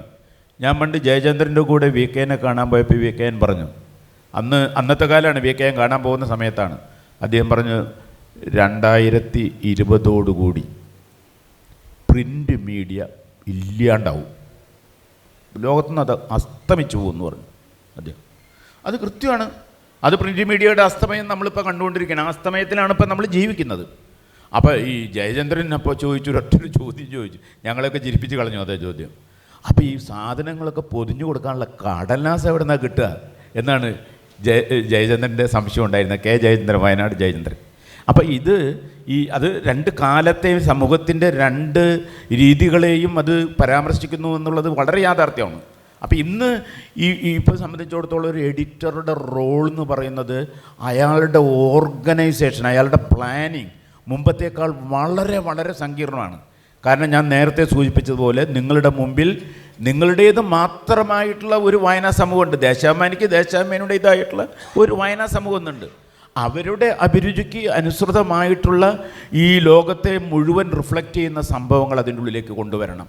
അപ്പോൾ ലോക സംഭവങ്ങളെ എങ്ങനെ റിഫ്ലക്റ്റ് ചെയ്യാം? ഇപ്പോൾ ഗാസയെ സംബന്ധിച്ചുള്ളൊരു സ്റ്റോറി വരുമ്പോൾ അവർ സ്വാഭാവികമായിട്ടും അവരെ സംബന്ധിച്ചിടത്തോളം അത് ഈ ലോകത്തിൻ്റെ മനുഷ്യരുമായിട്ടുള്ള മാനവികതയുമായും സ്വാതന്ത്ര്യവുമായിട്ടൊക്കെ ബന്ധപ്പെട്ട വിഷയമാണ്. ആ വിഷയം ദേശാഭിമാനിയെ സംബന്ധിച്ചിടത്തോളം അത് ആ പ്രശ്നം അവസാനിക്കുന്നത് വരെയും ഒക്കെയുള്ള ഒരു വലിയ മാനവിക വിഷയമായിട്ട് അത് മാറുകയാണ്. ഇനി ഞാൻ ഈ പത്രപ്രവർത്തനത്തിൽ ഈ അടുത്ത കാലത്ത് ചൂരൽമലയിൽ ദുരന്തം ഉണ്ടായല്ലോ. ഈ ദുരന്തം ഉണ്ടായപ്പോൾ ഒരു നയന എന്ന് പറയുന്ന ഒരു പെൺകുട്ടി ഒരു ചെറിയൊരു കവിത എഴുതുണ്ടായി. ഞാൻ ആ മനോഭാവത്തിൻ്റെ കാര്യം പറയാൻ വേണ്ടിയിട്ടാണ്. ആ കവിത എന്താ വെച്ചാൽ അവരുടെ ആ കുട്ടിയുടെ ഒരു കൂട്ടുകാരി, മുമ്പുണ്ടായിരുന്ന ഒരു കൂട്ടുകാരി മരിച്ചിട്ട് അതൊരു കിളിയായി വന്ന് നിങ്ങളോട് ഈ പുഴയെക്കുറിച്ചും ഈ മലകളെക്കുറിച്ചും പറയാണ്. അപ്പോൾ ഇന്ന് ഒഴുകുന്ന ഈ പുഴ നാളെ ഇല്ലാതാവുകയും ഈ മലകൾ മുഴുവൻ സങ്കടങ്ങൾ കൊണ്ട് അത് മുഴുവൻ ഇല്ലാതാവുകയും ചെയ്യുമെന്ന് ആ കുട്ടി പറഞ്ഞു. വളരെ പ്രോഫറ്റിക്കായിട്ട് ഒരു പ്രവാചക തുല്യമായ ഒരു ഭാവനയോടെ ആ കുട്ടി അതിനെക്കുറിച്ച് നമ്മളോട് പറയാണ്. പക്ഷെ അത് പത്രലേഖകരെങ്ങനെയാണത് കണ്ടത്? പത്രലേഖകരുടെ ആറ്റിറ്റ്യൂഡ് എന്തായിരുന്നു? അത് ആ കവിതയുടെ ഉള്ളിലുള്ള ആ കുട്ടിയുടെ ഒരു ആന്തരിക വിഷാദവും ക്ഷോഭവും കലർന്ന ഈ കാലത്തോടുള്ള നിന്ദാഭരിതമായിട്ടുള്ള അവളുടെ പ്രതികരണത്തെ, ആ കവിതയെ നമ്മുടെ പത്രത്തിലെ ലേഖകന്മാർ കാണുന്ന അങ്ങനെയല്ല. അവർ പറഞ്ഞു ആ കുട്ടിയുടെ അറം പറ്റിയ വാക്കുകളാണ്. അറം പറ്റിയ വാക്കുകൾ എന്നാണ് പത്രങ്ങൾ അതിനെക്കുറിച്ച് വിശദീകരിച്ചത്. ആ കുട്ടി അറം പറ്റിയ വാക്കുകൾ. ഞാൻ ആ കുട്ടിയെ നേരിട്ട് കണ്ടിട്ട് ആ കുട്ടിയോട് ചോദിച്ചു, ആ കുട്ടിക്ക് എന്തുമാത്രം ആ കുട്ടിക്ക് വേദനയുണ്ടായി എന്നുള്ളത് കൃത്യമായിട്ട് മനസ്സിലായി. അപ്പോൾ അത്തരത്തിലുള്ള ആഴങ്ങളെ മനസ്സിലാക്കാൻ പറ്റുന്ന, അത്തരത്തിലുള്ള ജീവിതത്തിൻ്റെ തന്നെ ആഴങ്ങൾ മനസ്സിലാക്കാൻ പറ്റുന്ന ഒരു തരത്തിലുള്ള ഒരു ജേർണലിസ്റ്റിനും ഇന്ന് നമ്മൾ വിചാരിക്കുന്ന പോലെ ഒരു ജീർണത വന്നിട്ടുണ്ട് എന്നുള്ളതൊരു യാഥാർത്ഥ്യമാണ്. അപ്പോൾ ഇന്നത്തെ ഒരു പത്രാധിപരെ സംബന്ധിച്ചിടത്തോളം അയാൾ ഓർഗനൈസ് ചെയ്യാണ്. MTയുടെ അടുത്തേക്ക് എല്ലാവരും മാറ്റർ അങ്ങോട്ട് കൊണ്ട് ചെല്ലുമായിരുന്നു. മനസ്സിലായോ? MTക്ക് അവിടെ പോയിട്ട് വിളിച്ച ഒരാൾ മാറ്റർ തരണമെന്ന് പറയേണ്ട കാര്യമില്ല. പക്ഷേ കൗമുദി ബാലകൃഷ്ണൻ പോയിട്ട് ബഷീറിനെ കണ്ട് ബഷീറിൻ്റെ മതിലുകൾ എൻ്റെ ഇതിൽ പ്രസിദ്ധീകരിക്കണം എന്നുള്ളത് കൗമുദി ബാലകൃഷ്ണൻ്റെ ഓർഗനൈസേഷൻ്റെ ഭാഗമാണ്. ഇന്നത്തെ പത്രാധിപർ യഥാർത്ഥത്തിൽ ഒരു ഓർഗനൈസറാണ്. എഴുത്തുകാരുമായിട്ട് നിരന്തരമായി ബന്ധപ്പെട്ട് പുതിയ വിഷയങ്ങൾക്ക് പറ്റിയ ആളുകളെ കണ്ടെത്തി അവരിൽ നിന്ന് ആ വിഷയം ഇങ്ങനെ ചുരന്നെടുക്കുന്ന ഒരാളാണ് ഇന്നത്തെ പത്രാധിപർ എന്ന് പറയുന്നത്. അപ്പോൾ അദ്ദേഹത്തിൻ്റെ ആ ഒരു വലിയ ഒരു സംഘർഷം ഉണ്ട്. അതെത്ര പേർ വായിക്കും എന്നുള്ള അദ്ദേഹത്തിൻ്റെ പ്രശ്നമാണ്. എങ്ങനെയാണ് ഒരു മാഗസിൻ ഇറക്കുന്നത്, അതിൻ്റെ സാമ്പത്തിക കാര്യങ്ങളെക്കുറിച്ച് ഇവിടെ കൃത്യമായിട്ട് ഇവിടെ നമ്മളോട് പറഞ്ഞല്ലോ. അപ്പോൾ സ്വാഭാവികമായിട്ടും ഇന്ന് ഈ പ്രിൻ്റ് മീഡിയയുടെ വളരെ ക്ഷയോന്മുഖമായിട്ടുള്ള ഒരു പരിസരത്ത് നിന്നുകൊണ്ടാണ് നമ്മൾ സംസാരിക്കുന്നത്. അതിൻ്റെ സർക്കുലേഷൻ ഫിഗേഴ്സ് നോക്കിയാൽ വളരെ കൃത്യമായിട്ട് നമുക്ക് മനസ്സിലാവും. 1,39,000 കോപ്പി ഉണ്ടായിരുന്ന മാതൃഭൂമി ആഴ്ചപ്പോൾ ഇപ്പോൾ എവിടെ നിൽക്കുന്നു അതൊന്നും ഞാനിവിടെ പറയുന്നില്ല. കാരണം നിങ്ങൾക്ക് ഓരോ വീക്കിലിയും നിങ്ങൾക്ക് അറിയാൻ കഴിയും. ഇതുപോലെ പറഞ്ഞതുപോലെ തന്നെ ഈ വീക്കിലിയുടെ സ്വഭാവങ്ങളിലൊക്കെ നമുക്ക് വളരെ വ്യത്യാസം വന്നു കഴിഞ്ഞു. യഥാർത്ഥത്തിലുള്ള ഏറ്റവും വലിയ പ്രശ്നം ഇതാരാണ് വായിക്കുന്നതെന്നുള്ള ആ വായനക്കാരനെ കണ്ടെത്താൻ ഇന്ന് വലിയ പ്രതിസന്ധിയുണ്ട് ഒരു പത്രാധിപരെ സംബന്ധിച്ചിടത്തോളം. അപ്പോൾ അവിടെയാണ് ഒരു സാംസ്കാരിക പത്രപ്രവർത്തനത്തിൻ്റെ ഏറ്റവും പ്രധാനപ്പെട്ട ഒരു വലിയ ഒരു പ്രതിസന്ധി, ഇപ്പോഴൊരു സെറ്റ് ബാക്ക് ഉണ്ടാവുന്നതെന്ന് എന്നാണ് എനിക്ക് തോന്നുന്നത്. ചിലപ്പോൾ ചില കാലങ്ങളിൽ നമ്മൾ വിചാരിക്കും പോലെ ചില എഴുത്തുകാരും അവരുടെ കൃതികളൊക്കെ പലതരത്തിലുള്ള കാലങ്ങളൊക്കെ മറികടന്ന് തിരിച്ച് വരുമെന്ന് നമ്മൾ പ്രതീക്ഷിക്കുന്നുണ്ട് ചില കാലത്ത്. ഈയിടെ ഞാൻ കണ്ട ജാപ്പാനീസ് സാഹിത്യത്തിൽ വന്നിട്ടുള്ള ഏറ്റവും വലിയൊരു മാറ്റം എന്ന് പറയുന്നത് ഈ 1948 എഴുതിയിട്ടുള്ളൊരു നോവലിൻ്റെ തിരിച്ചുവരവാണ്. അത് നട്സുമെ സെസാക്കി എന്ന് പറഞ്ഞിട്ടുള്ളൊരു റൈറ്ററാണ് എഴുതിയിട്ടുള്ളത്. ആ നോവലിൻ്റെ പേര് കൊക്കറോ എന്നാണ്.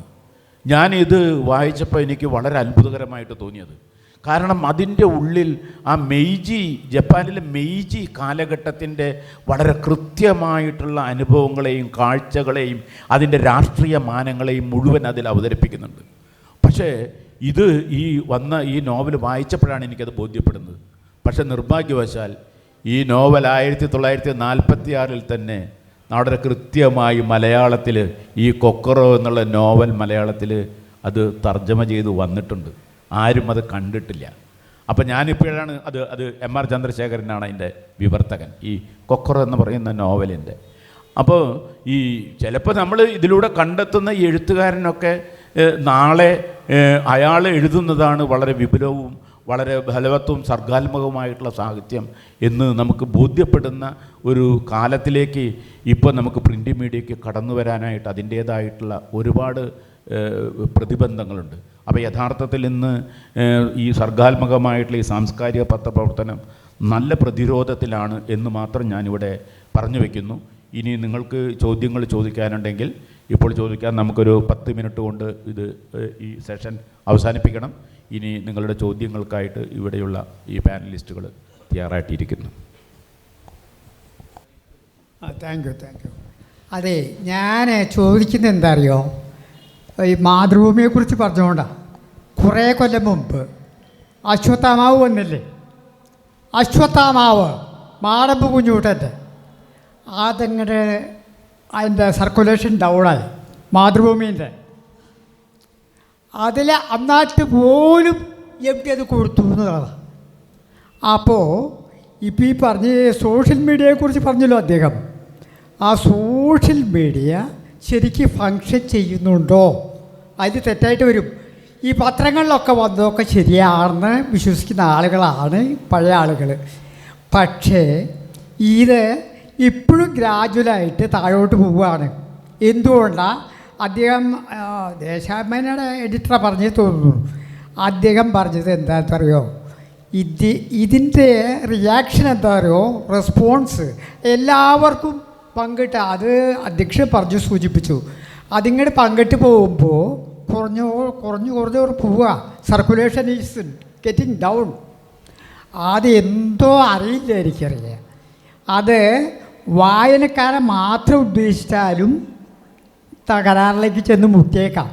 ഇപ്പോൾ നേരെ മറിച്ച് അധ്യക്ഷൻ പറഞ്ഞു 20-ാം ശതകത്തോടു കൂടി ഏറെക്കുറത് മറ്റേ വീക്കെൻഡ് പറഞ്ഞു എന്നാണ് പറഞ്ഞത് അല്ലേ? അത് ശരിയാണ്.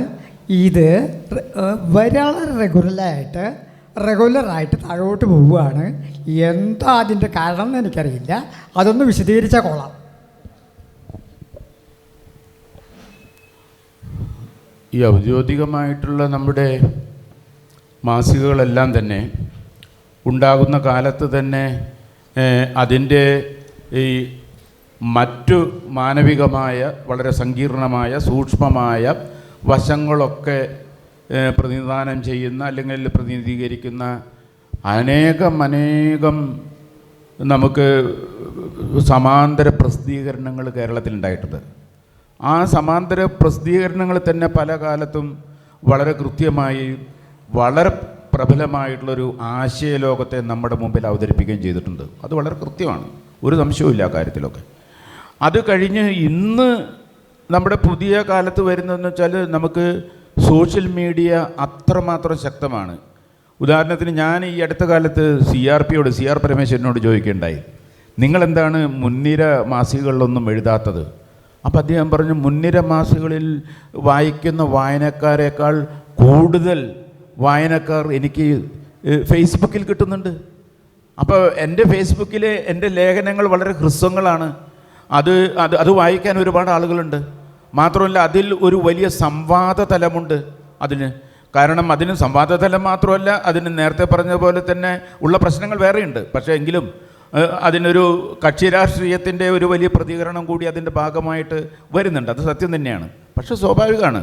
അപ്പോൾ CRP പറഞ്ഞതെന്ന് വെച്ചാൽ, ഞാൻ വളരെ ചെറുതായിട്ട് എഴുതുകയാണെങ്കിൽ പോലും ഞാൻ ചെറുതായിട്ടൊരു വിഷയത്തെ ഞാൻ എഴുതുമ്പോൾ അതിനൊരു പ്രത്യേകതയുണ്ട്. അത് ആ വിഷയം ഏറ്റവും പുതിയ വിഷയമായിരിക്കും. ഒരുപക്ഷെ അത് ഇന്നലത്തെയോ ഇന്നത്തെയോ വിഷയമായിരിക്കും. ഇതൊരു വീക്കിലി കൈകാര്യം ചെയ്യുമ്പോൾ എത്ര നാളെടുക്കും? അപ്പോൾ വീക്കിലിലേക്ക് എത്തുമ്പോഴേക്കും ഈ വിഷയം ഒരു സ്റ്റെയിൽ സബ്ജക്റ്റായിട്ട് മാറുകയാണ്, ഒരു മൃത വിഷയമായിട്ട് മാറുകയാണ്.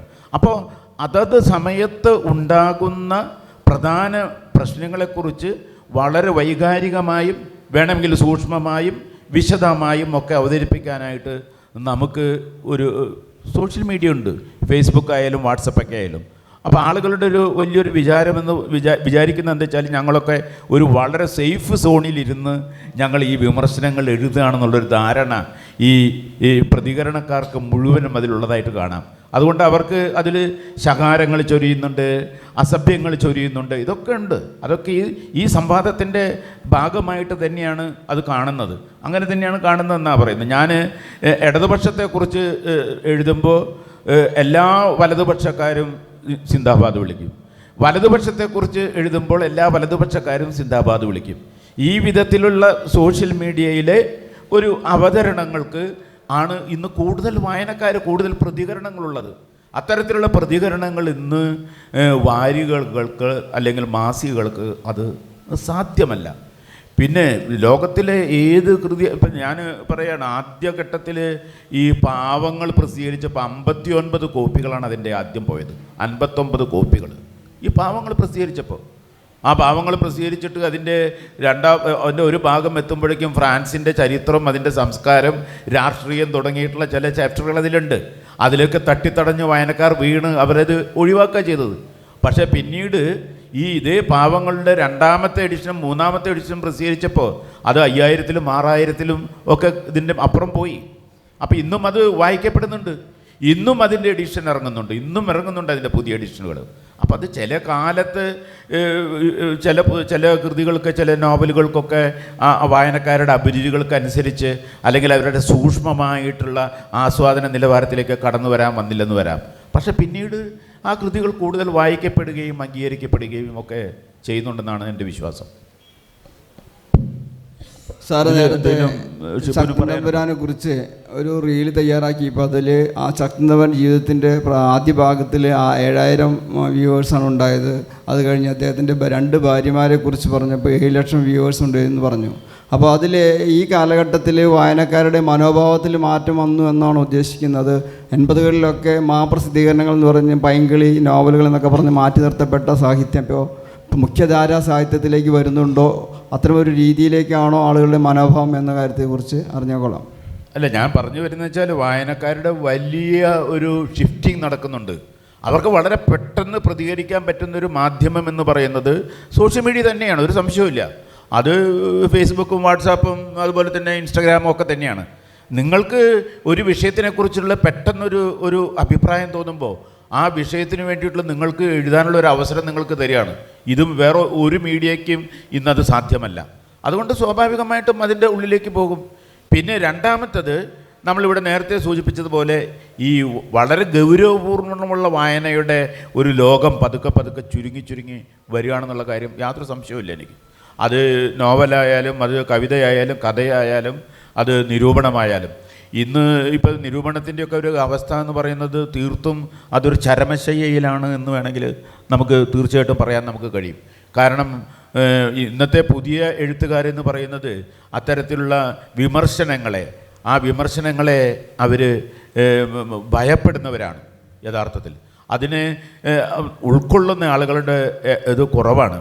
ഈ കുട്ടികൃഷ്ണമാരാർ തന്നെ പറഞ്ഞിട്ടുണ്ട്, ഞാൻ ചില പുസ്തകങ്ങളെ കൂടി വിമർശിക്കുമ്പോൾ ആ വിമർശകർ എന്നോട് രോഷം കൊള്ളാറുണ്ടെന്ന് പറഞ്ഞിട്ടുണ്ട്. പക്ഷേ പിന്നീട് അവർക്ക് മനസ്സിലാവും ഞാൻ അവരുടെ ആ പുസ്തകത്തിൻ്റെ അല്ലെങ്കിൽ അതിൻ്റെ ഘടനയെക്കുറിച്ച്, അതിൻ്റെ സ്വഭാവത്തെക്കുറിച്ച് അവരോട് ഒരു ശാസനാപൂർവമായിട്ട് ഞാൻ അവരോടൊരു വാചകം പറയുമ്പോൾ അത് അവരെ തന്നെ സ്വയം നവീകരിക്കാനുള്ളതാണെന്ന് അവരറിയുന്നില്ല എന്ന് അദ്ദേഹം പറയേണ്ടതായിട്ടുണ്ട്. അത് സ്വാഭാവികമായിട്ടും ഇന്നത്തെ കാലത്ത് അത് വളരെ രുചിക്കാത്ത ഒരു സത്യമായിട്ടാണ് എനിക്ക് തോന്നുന്നത്. വളരെ ലഘുവായ, വളരെ ലളിതമായിട്ടുള്ള പലതരത്തിലുള്ള മനോരമ്യമായിട്ടുള്ള കഥകളിലും അതുപോലെ തന്നെ അത്തരത്തിലുള്ള ചില പോസ്റ്റുകളിലുമൊക്കെ മലയാളിയായിട്ടുള്ള വായനക്കാരൻ എത്ര അഭ്യസ്തവിദ്യനാണെങ്കിലും കുടുങ്ങിക്കിടക്കുന്നുണ്ട് എന്നുള്ളത് യാഥാർത്ഥ്യമാണ്. അത് ഞാനും നിങ്ങളും ഒരുപോലെ അംഗീകരിച്ച് മതിയാകും.